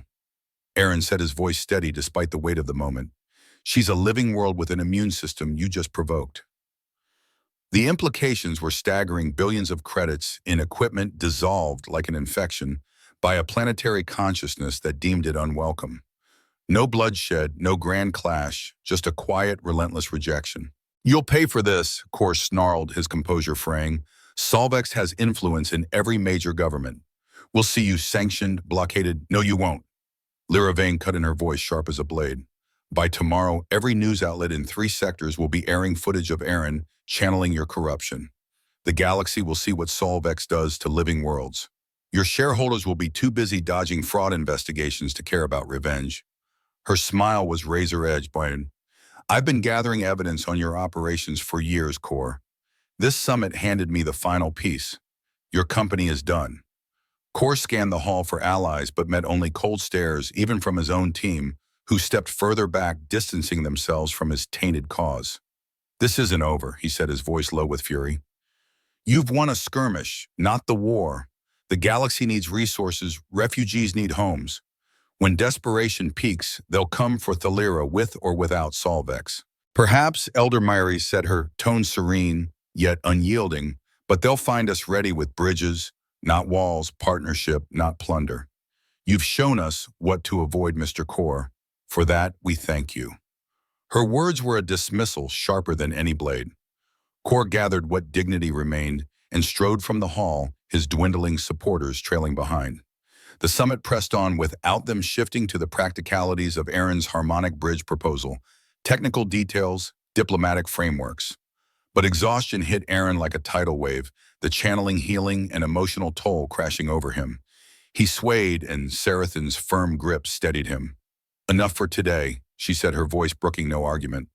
The others can handle the details. She led him from the hall, ignoring his half-hearted protests. Outside, Thalira's sun sank, painting the sky in impossible hues, the forest vibrant as if freed from Solvex's shadow. Did we really win? Aaron asked as they walked, his voice tinged with disbelief. It feels too clean, too easy. Core was right about one thing, Sarathan admitted, her markings soft in the twilight. This is just the start, but it's a damn good start. You've shown the galaxy there's a path beyond exploitation, something no one's done before. They reached a tranquil grove, bioluminescent flowers weaving a natural garden. Sarathan pulled him to sit on the soft, fungal ground, their backs against a crystalline tree. Rest, she said. Your patterns are still fragile from the channeling. I'll rest when Aaron stopped, struck by a sudden clarity. The summit, the channeling, I was so focused on stopping. Solvex, I didn't think about what's next. What do I do now? Now Sarathan's smile glowed, her markings shifting to warm gold. You keep your promise. Stay, build the bridges, teach others what you've learned. Honor Elira by crafting the world she believed in. And you? He asked, admiring her luminous gaze. What's next for the fierce guardian who bit me? Her expression turned pensive. I've spent my life fighting threats. Maybe it's time to learn how to forge connections instead. Someone's got to protect the bridge builders. They sat in easy silence as night fell, Thalira's nocturnal symphony rising around them. Through their bond, Aaron felt Sarathan's quiet contentment, blending with his own weary relief, a connection born in violence now blooming into something unnameable, yet profound. I've been thinking, she said, breaking the quiet, about what you said, tattoos, Scar's memory. Yeah, he prompted, intrigued. She drew a small vial from her belt, its luminescent ink shimmering like liquid starlight. This comes from flowers that bloom where blood was spilled defending Thalira. My sisters and I marked our victories with it. I thought, maybe it's time to mark a different kind of triumph. Understanding dawned. You want to tattoo the bite mark? If you're willing, she said, uncertainty flickering through their bond. It'd be a reminder of how we met, what we've achieved, what we're building. Unless that's too bold. We've only known each other days. Yes, Aaron said without hesitation, though I should wait till my patterns stabilize. And I want to design something for you, too. Fair's fair. Her laugh rang out bright against the dark. What would you etch on me, bridge builder? Maybe a flame where your heart beats strongest, he said, picturing her warrior's fire, her fierce devotion to Thalira. Or circuit patterns pulsing with your biorhythms, something to show how you burn bright enough to guide others. Her markings flushed a warm rose, a rare softness in her gaze.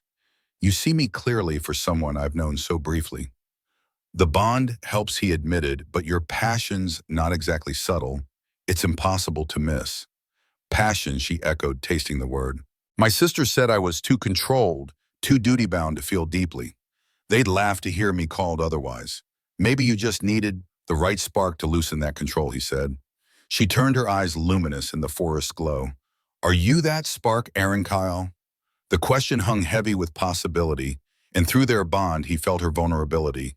The warrior lowering her guard, the guardian daring to want more than duty. I'd like to be, he said, voice raw with honesty. If you'll let me. If we survive whatever core throws next, if the bridges hold, if the galaxy doesn't collapse. She stopped his spiraling thoughts with a finger on his lips. Too much analysis. What do your instincts say? His instincts, battered by exhaustion and looming threats, still sang that this her, them, this improbable bond, felt right.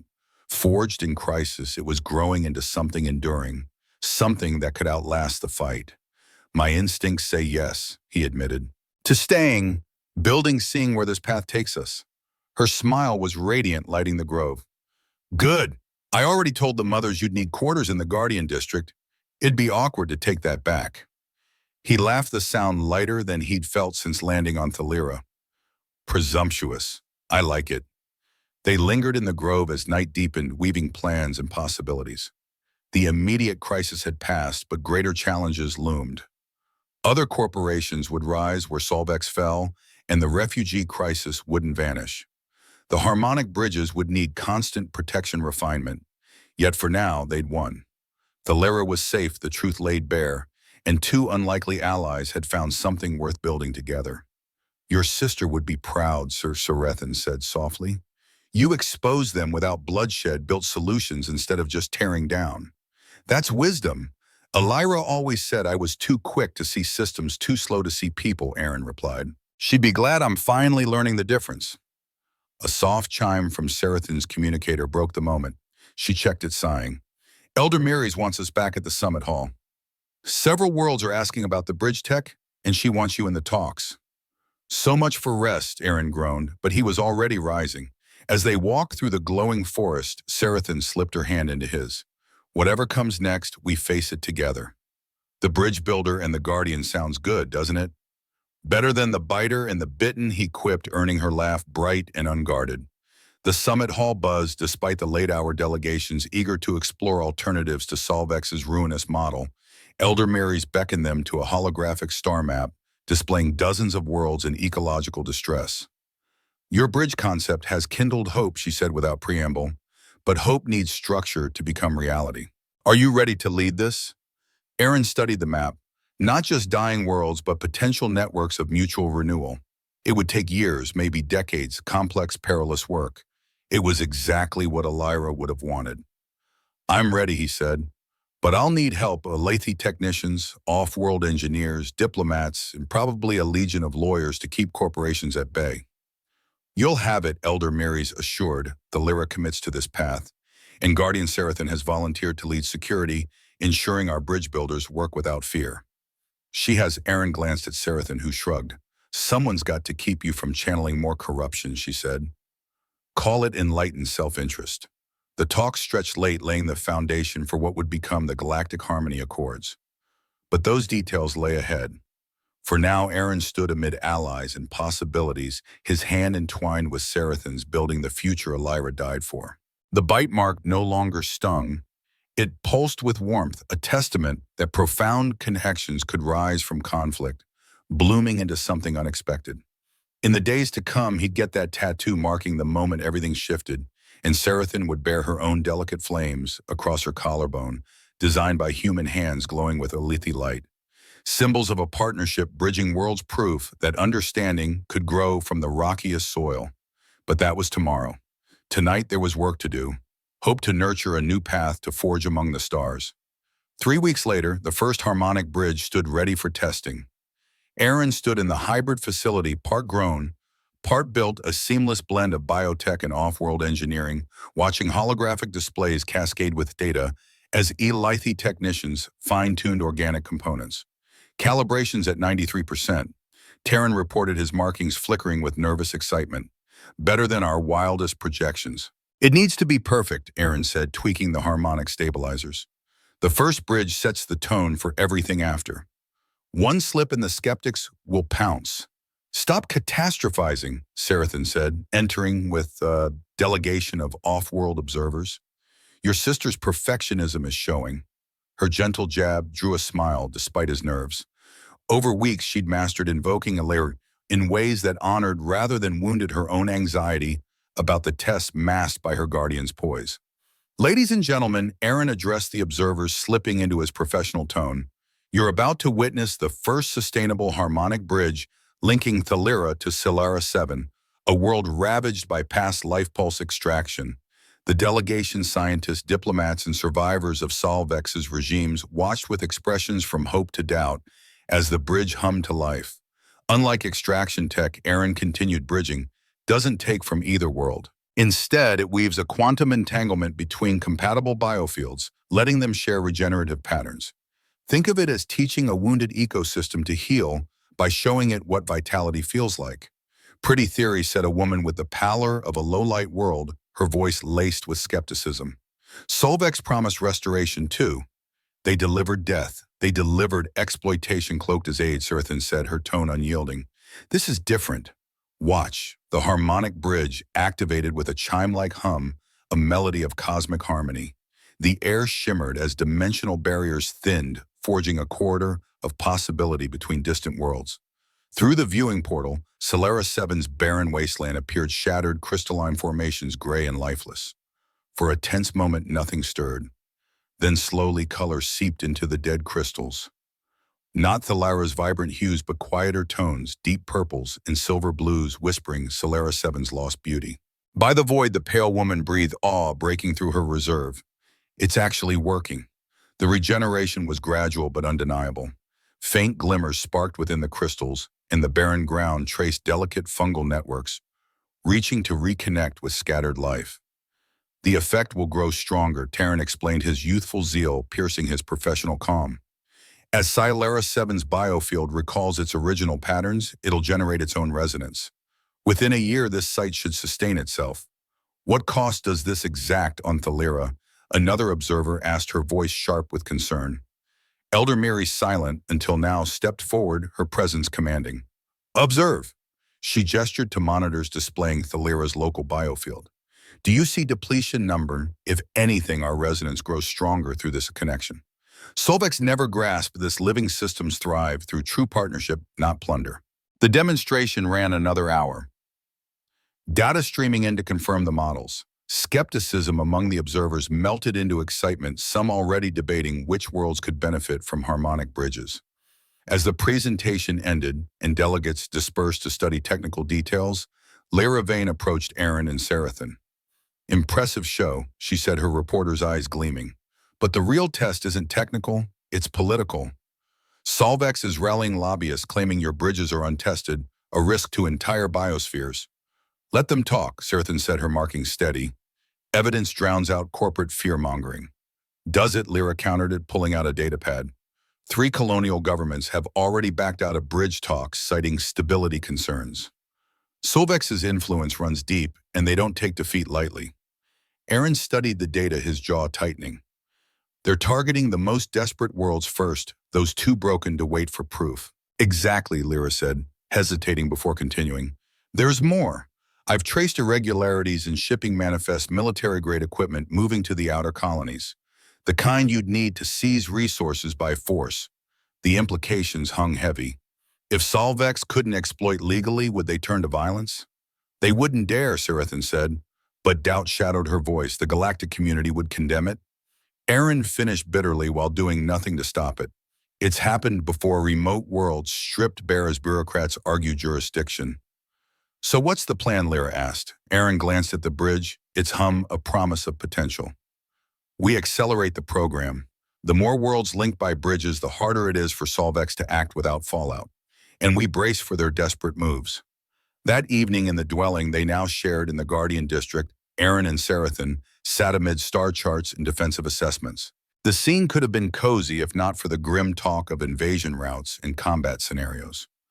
You're brooding again, Sarathan said, not looking up from her tactical analysis. I'm planning, Aaron corrected, though his voice lacked conviction. You're brooding while planning, she said, feeling his guilt and anxiety swirl through their bond. She set her work aside, moving to sit beside him. Talk to me. He paused, sorting thoughts churned up by Lyra's warning. I came for justice, not to spark a war. If Solvex attacks because of what I've done, stop, she said firmly, taking his hand, their bond pulsing with shared understanding. You didn't create their greed or their view of worlds as commodities. You exposed their truth and offered a better way. Whatever they do next, it's on them. Knowing that doesn't ease the weight if people die because of my choices, he said, voice low. She squeezed his hand. Do you think Guardians don't carry that burden? Every choice to act or hold back has consequences. But freezing in fear helps no one. We move forward because the alternative is surrender. Philosophical for a warrior, he said, a faint smile breaking through.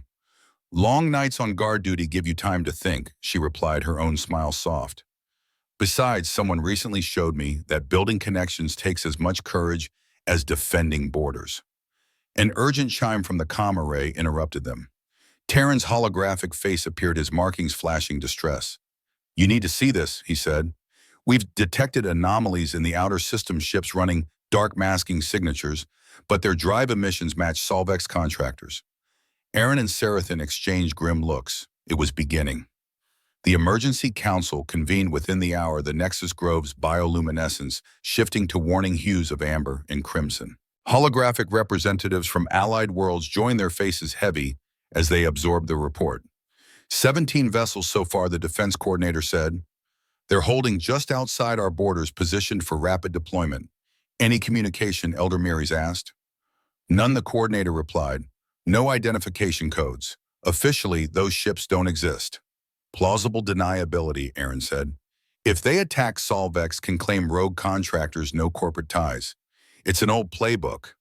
Then we make denial impossible, Sarathan said. Full sensor sweeps broadcast to every news outlet in 3 sectors. Let them explain when their ships lighted up every screen. That could provoke them to act sooner, another Guardian warned. Or force them to back off, Elder Miris mused. Darkness serves them. Light might scatter them.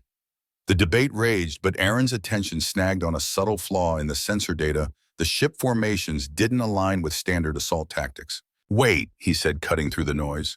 Look at their positions relative to the harmonic bridge. That's not an attack formation. It's for interference of him. Silence fell. Sarathan leaned over the display. Explain. They're positioned to create a disruption field if they sync their equipment. Aaron set his fingers, dancing over the interface to model outcomes. It won't destroy the bridge, but it'll destabilize it during key operations. Time it right, and they could trigger a resonance cascade, damaging both connected worlds and making the bridges seem dangerous. Discrediting the program without a shot, Terran breathed, his markings dimming. Clever. And harder to counter than a direct attack, Elder Miris said, her tone grudgingly impressed. How do we stop it? Aaron's mind raced. The bridge's openness to resonance made it vulnerable to deliberate interference, but that weakness could be a weapon. We don't stop it, he said slowly. We turn it against them. Sarathan remembered the summit, channeling the corruption, hurt like hell, but it exposed Solvex's truth undeniably. Her eyes lit with understanding. You want to let them disrupt the bridge and use their interference against them. Not just that, he said. I want the bridge to become a galaxy-wide stage, channeling their sabotage, so every connected world feels what Solvex is trying to do. He turned to Elder Miris. It's risky. A misstep could damage the bridges permanently. Do nothing and they damage them anyway, she replied. How long do you need? 48 hours, maybe less, with Terran's team. You have 36, Elder Miris said, rising, her presence filling the grove. Our intelligence suggests they're waiting for planetary alignment to maximize interference. Prepare your trap, Aaron Kale. If it fails, we'll have no choice but force. The next 36 hours blurred into a frenzy of technical and strategic work. Aaron and the Alethi technicians reconfigured the bridge's resonance arrays into a cosmic amplifier designed to embrace interference and broadcast its intent across the galaxy. Sarathan orchestrated security positioning Guardians discreetly while maintaining normal operations. She also trained Aaron in advanced resonance control, preparing him for the strain of channeling hostile frequencies. "You're improving," she said during a brief break, watching him redirect a test interference pattern with growing finesse. "But you still think too much. Feel the flow, don't dissect it." "Easy for you," he said, wiping sweat from his brow. "You were born to this. I'm still translating paradigms in my head." "That's your strength," she said. "You see patterns we overlook, find solutions we'd never dream of. Elira would be proud of how you've adapted." Her mention of Elira sent a familiar ache through him, softened now by purpose. "I hope so." She'd have loved this tech and biology, working as one, not exploiting each other. "She'd have loved more than that," Sarathan said quietly. "She'd have loved seeing you happy." The word stopped him. Was he happy despite the stress, the danger, the weight of responsibility? Yes. Somewhere between the bite that sparked this journey and this moment defending a dream, he'd found something he hadn't sought. "I am," he admitted. "Happy." Terrified, exhausted, one mistake from disaster, but happy. Her smile glowed, her markings shifting to warm gold. "Good. Hold that feeling. We'll need it for what's coming." The attack came at dawn on the second day precisely as predicted. Aaron stood at the bridge's primary control station, Sarathan at his side, Taryn and his team at secondary posts. Across the galaxy, representatives from dozens of worlds watched via secure feeds. "Interference pattern detected," Taryn reported, his voice taut. "They're moving into position." On the displays, Sovex's vessels broke their holding pattern, aligning with eerie precision in orbital space. No overt threats, no broadcasts, just subtle maneuvers. But Aaron saw the energy signatures building, the synchronized hum of interference generators. In minutes, they'd unleash a pulse to destabilize the bridge at its core. "All stations ready," Sarathan said, her voice steady. "We're with you." Aaron nodded, hands on the control interface, feeling her warriors calm through their bond. Around them, Alethi technicians began a low harmonic chant, bolstering his resolve. "Broadcasting now," Lara Vane's voice crackled through the comm. "Every major newsfeed in 3 sectors is carrying this live." Lara Vane's voice crackled through the comm. "The galaxy's watching."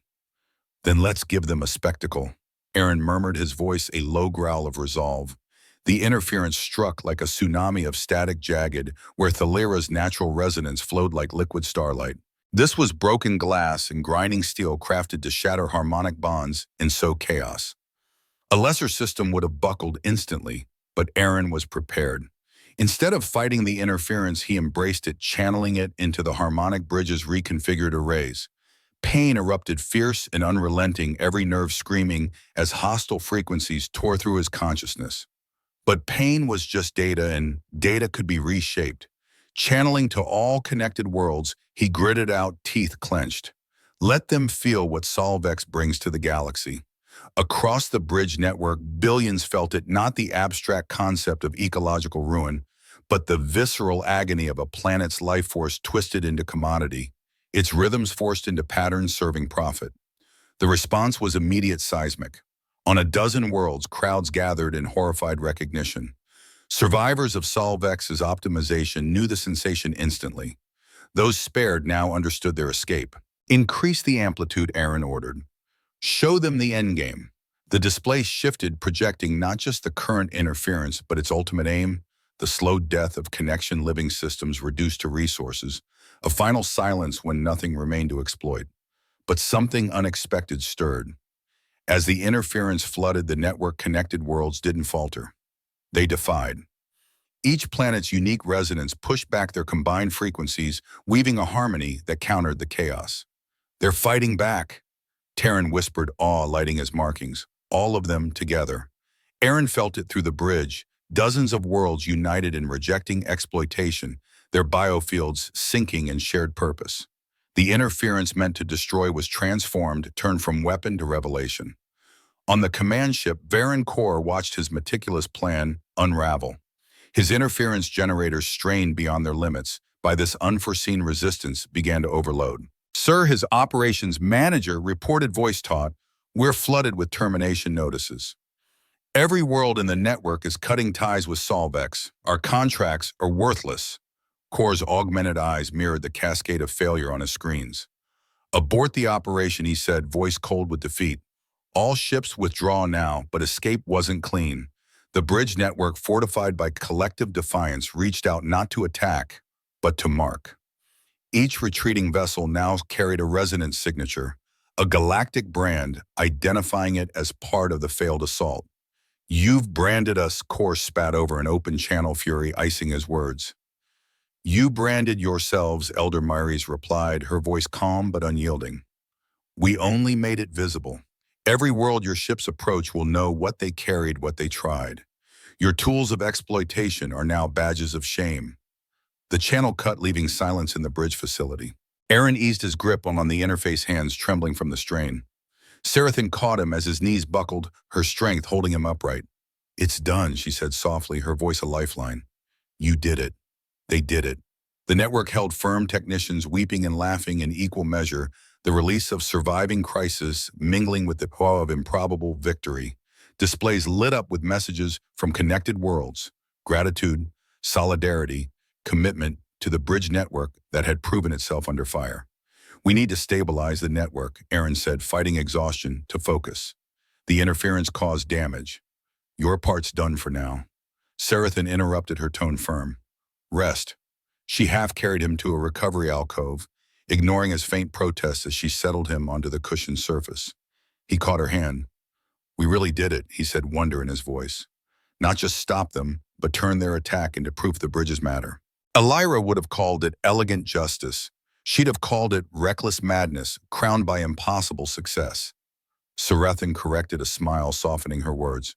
"But yes, elegant too." "What now?" he asked. "Solvex won't just swallow this defeat. Now we build on this victory," she said.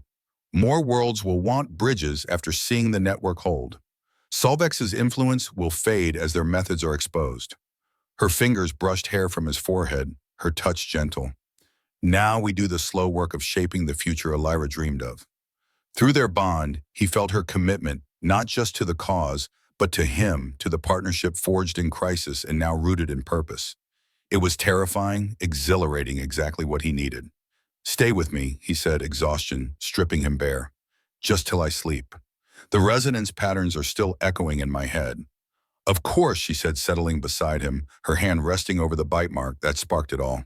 "But you should know, the mothers plan a ceremony tomorrow, formally naming you a bridge keeper of Thalira." "Another ceremony," he groaned. "Can't we just send a memo? The warrior who channeled a galaxy's defiance doesn't get to dodge recognition," she said, her tone mock stern. "Besides, I've designed your ceremonial markings, bioluminescent ink, to echo your resonance patterns." "Very distinguished," he said, cracking one eye to meet her gaze. "When did you find time for that?" "I'm efficient," she said, a playful glint in her eyes. "I've been planning since the first week." "You wear determination like armor." "Aaron Kyle, it deserves to be seen." Warmth bloomed in his chest, banishing the last chills of interference. "And you? What does the guardian who anchors bridges deserve?" "She has what she needs," Sarathan said softly. "Purpose, partnership, and someone who makes terrible jokes at the worst times. What more could a warrior want?" "Better jokes," he offered. "Never." "Your awful humor's part of your charm." She adjusted the blanket over him. "Sleep. Tomorrow brings new battles, but tonight we've earned peace." As exhaustion claimed him, Aaron reflected on his journey. He'd come to Thalira driven by grief and anger, seeking justice for Elira. He'd found it, but also so much more: purpose beyond revenge, connections beyond the blood bond, a future beyond mere survival. The bridge network hummed softly, its harmonies forever altered by today's triumph. Dozens of worlds sang together, their voices weaving a whole greater than its parts, a fragile, precious beginning. In her final message, Elira had written, "The universe leans toward connection, little brother. Our job is to stop those who profit from division." In an alien recovery alcove marked by a guardian's bite surrounded by the fruits of improbable victory, Aaron finally understood. Connection wasn't just tech or biology, it was choosing to build over extract, to trust over exploit, to love over fear. Tomorrow would bring ceremonies, challenges, the slow work of expanding the network while guarding it from threats.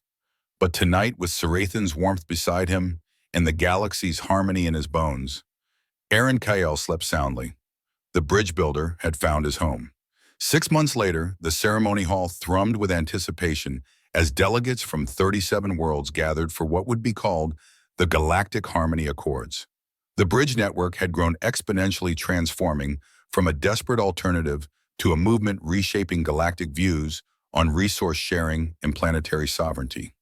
Aaron adjusted his ceremonial robe, its bioluminescent threads pulsing with his biorhythms, still feeling alien despite months on Thalira. Through vast crystal windows, he saw new bridge terminals rising their organic architecture, reaching for stars no longer distant or menacing. "Stop fidgeting," Sarathan murmured, her formal attire shimmering like crystallized starlight. "You've faced corporate armies and channeled hostile resonance. A ceremony's nothing. Armies didn't expect speeches." He shot back, but his hand found hers, their matched tattoos pulsing in sync. The ink over his shoulder, her bite turned to art, warmed at her touch. "You'll be fine," she said, squeezing his hand. "Just stick to our practice and avoid jokes about paperwork being worse than neural interference." "That's my best material," he said, grinning. "I know, that's the problem." Elder Marys took the podium, her presence silencing the hall. Time had etched her features, but not her strength. Her patterns glowed with the wisdom of navigating unprecedented change. "We gather not to celebrate victory," she began, "but to formalize hope. The Galactic Harmony. Accords are more than trade or defense pacts. They're a vow to choose connection over extraction, growth over consumption, life over profit." Applause rippled, but Aaron saw the shadows, hesitant delegates, corporate observers scanning for weaknesses, journalists like Lyra Vane, chasing the story beneath the ceremony. "Before we sign," Elder Myers continued, "we must address a revelation that redefines connection." Here it was. Aaron felt Sarathan's tension through her warrior's instincts on edge, despite the peaceful setting. They'd known this truth couldn't stay hidden. Aaron Kale, Elder Marys called, "Join me." The walk to the podium felt longer than any battlefield, hundreds of eyes tracking him, curious, suspicious, expectant. He'd faced Solvex's worst, but revealing a generations-old secret to the galaxy made his hands tremble. 6 months ago, he began, voice steady despite his nerves.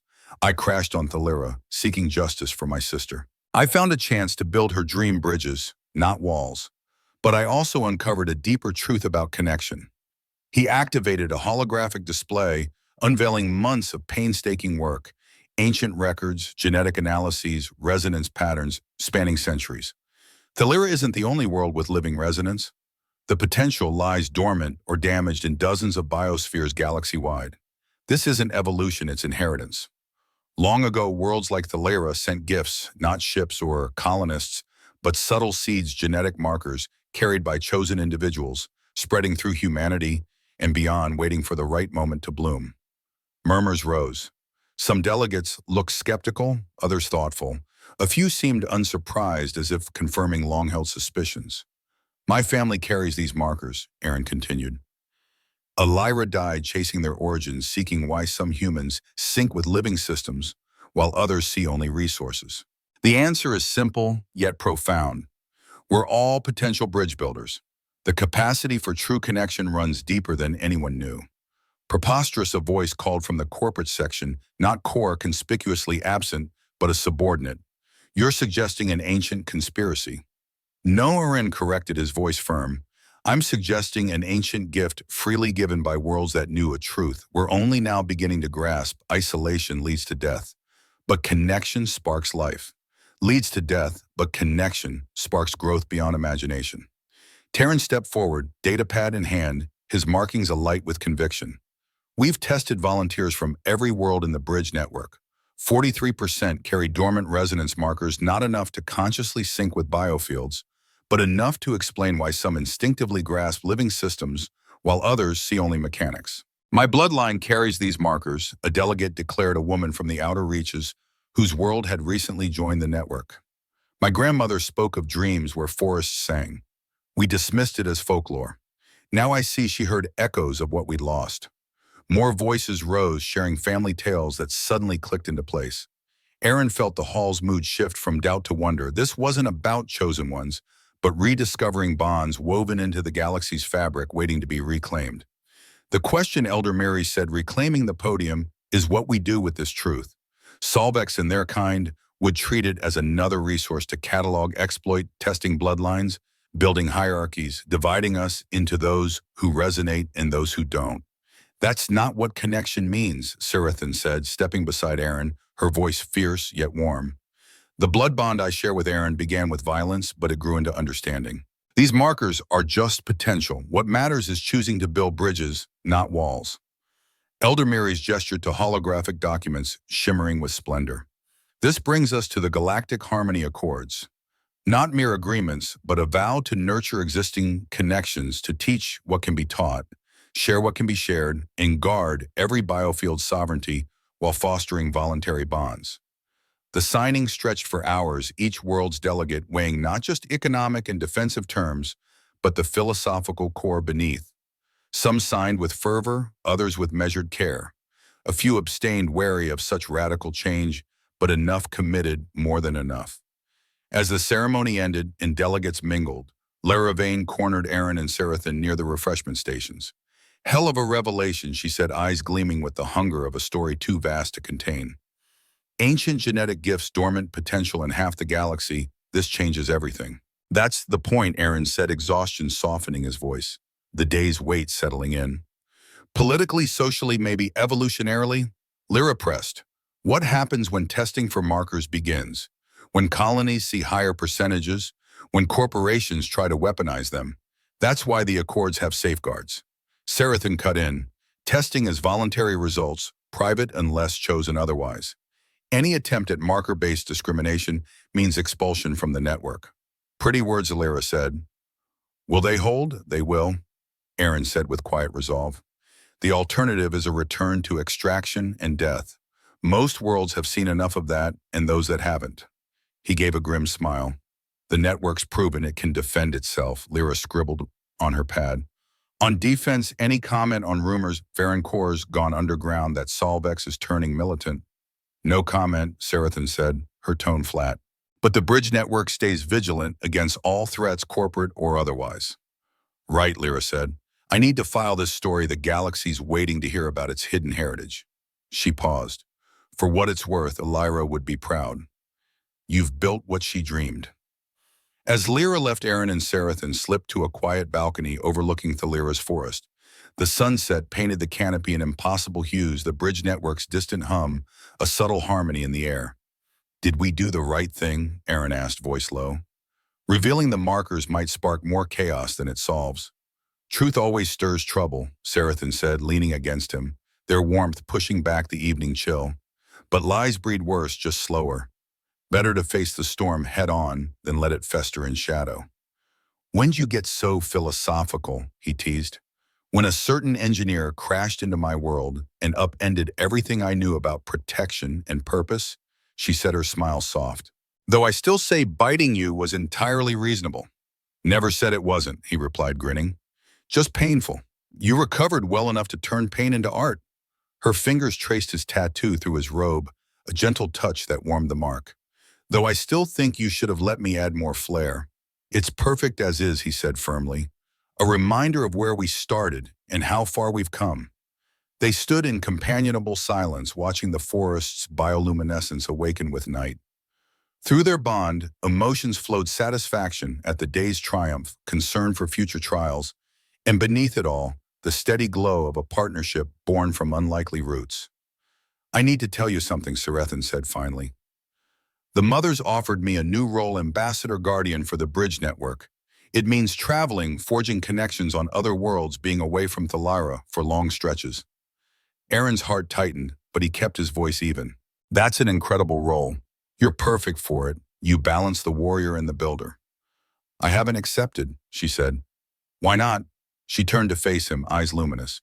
Because it'd mean leaving you. Despite my efforts to keep things professional, I've grown attached to the strange human who resonates with impossible frequencies and makes terrible jokes at the worst moments. Attached, huh? A smile tugged at his lips, softening the moment's weight. That's awfully sentimental for a guardian. Shut up, she said, mock glaring, her patterns betraying amusement. I'm trying to have a moment. Sorry, he said, grinning. Please have your moment. The point is, she said, I won't take it if it means losing. Us, Seraphim warrior guardian of Thalira, speechless. He teased, taking her hands. You don't have to choose between duty and desire. Take the role. The network needs someone who understands both fight and connection. And I'll come with you. She blinked. What the bridges need? Constant tuning. New worlds need training and resonance tech. And someone's got to keep you from biting other engineers, he said, grinning. Besides, I'm used to wandering. Might as well do it with purpose. And you'd leave Thalira after all we've built, she asked, disbelief mingling with hope. We built it together, he said, touching the bite mark thoughtfully. And it's meant to spread, not stay still. Elira said home isn't a place but a purpose shared with those who matter. It took me a while to get that. Her patterns danced through emotions too complex for words. Joy, uncertainty, fierce protectiveness. If you're sure, she said finally. I'm sure, he said. One condition, though, no more biting. We'll need other ways to make first contact. Her laugh rang out bright against the darkening sky. No promises. Some moments call for dramatic gestures. Then I'll get better armor, he shot back. Taryn interrupted, his excitement barely contained. Sorry to intrude, but you need to see this. The Elytic sector sent a transmission. 3 worlds want to join the network at once. They've watched our success and are ready. 3 at once, Aaron whistled. That'll stretch us thin. We'll manage, Seraphim said, already in planning mode. If we coordinate with the Sci-Lara 7 team, they can handle initial mapping while we focus on bridge construction.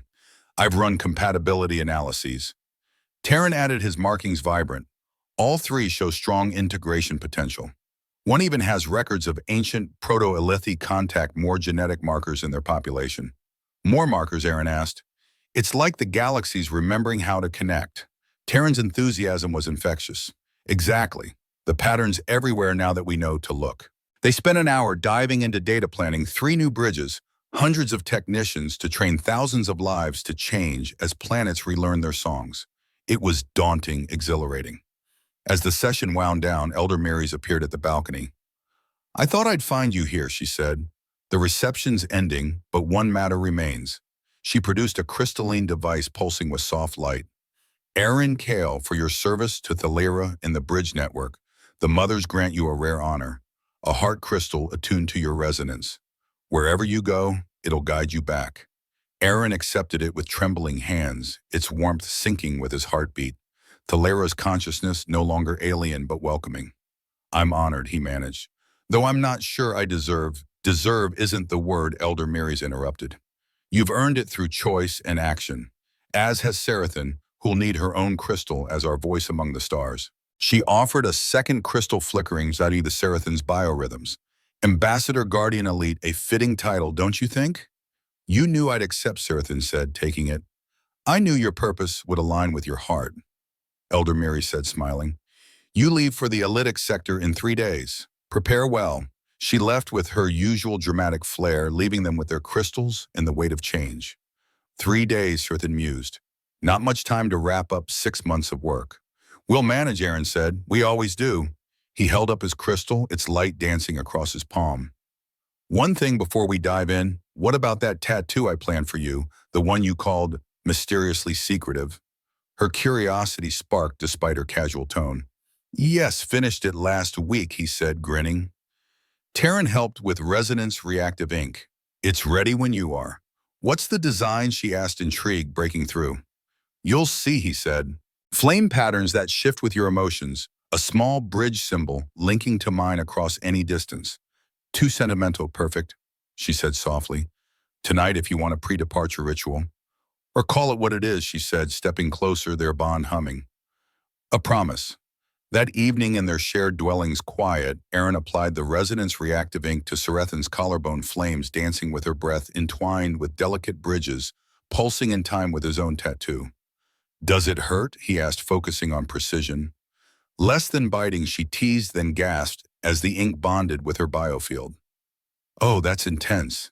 Good intense or bam? He asked, pausing. Good. Definitely good, she said. It feels like the network singing through my skin. That's what it is, he said. The ink holds traces from every connected world. You'll carry the network with you. She fell silent, absorbing the weight. You don't do anything halfway, do you? Learn from the best, he said. Someone told me dramatic gestures have their place. Wise woman, she said, eyes gleaming. You should marry her. His hand stilled. Was that a proposal? A suggestion, she said, turning to face him, her patterns blazing with resolve. Unless you want formal, Aaron Kyle, bridge builder, survivor of questionable first contact. Will you bind your life to mine in the ways of your people and mine? Yeah, he said, no hesitation. Though human weddings don't usually involve biting. We'll blend traditions, she said, smiling. Something to honor both with just enough drama. I love you, he said, the words flowing effortlessly raw and true. Completely illogically despite your dental tendencies. I love you too, she said, drawing him close, despite your awful jokes, your tech obsession, your refusal to rest when there's work. Their kiss was electric, the blood bond amplifying every pulse of joy, desire, and connection. Her new tattoo glowed between them, a constellation of their shared story flames and bridges, alight with their intertwined fates. 3 days, Aaron said as they parted breathless. Think we can plan a wedding in 3 days? We sparked a revolution in less, she said. How hard could it be? Harder, as it turned out. The next 3 days blurred with preparations, departure logistics, and a ceremony that ballooned from a simple hand-fasting to a galactic event. Word of the Bridge Network's architect and Thalira's first ambassador guardian marrying drew crowds. This is your fault, Sarethan teased amid another wave of well-wishers. You had to be charming and inspiring. You're the one who demanded drama, Aaron shot back. Besides, it's good politics, a cross-cultural, wedding screams alliance. I hate when you're right, she said. No, you don't. No, I don't, she admitted, laughing. But I'm supposed to. The ceremony held at dawn in the Nexus Grove with the Bridge Network's harmony as backdrop wove human and Alethi traditions into something new. Aaron wore robes blending earth motifs with bioluminescence. Sarathan's attire, part armor, part gown, radiated beauty. They vowed partnership in exploration and protection in both languages. And yes, Sarathan bit him gently ceremonially on the hand. Now we match, she whispered, their marked hands joined before the crowd. Elder Miris bound them with living vine to grow into their ship as a lasting emblem. Laravan captured it all, crafting headlines about love-bridging species. But for Aaron, the true moment came later, alone in their dwelling possessions, packed, their future charted in stars and possibilities. Ready, Sarathan asked for travel marriage, whatever Solvex threw next. He thought of Elira, how this journey began with loss and a hunger for justice. She'd have loved this, not an end, but a beginning. Her brother wed to an alien warrior, weaving connection across the galaxy. I'm ready, he said, meaning it. They left the Lyra at Zenith, their ship harmonizing with the Bridge Network. Behind them, a transformed world, ahead planets waiting to sing again. Where first husband, Sarathan asked, their tattoos glowing in the ship's soft light. Wherever the network needs us, wife Aaron said, grinning at the titles. Though I'd vote for worlds with no biting policies for safety. Coward, she teased, plotting their course. Pragmatist. It's why we work, you think I act, and we both survive, maybe save the galaxy. Thalira faded into the distance, but Aaron felt no loss, only expansion.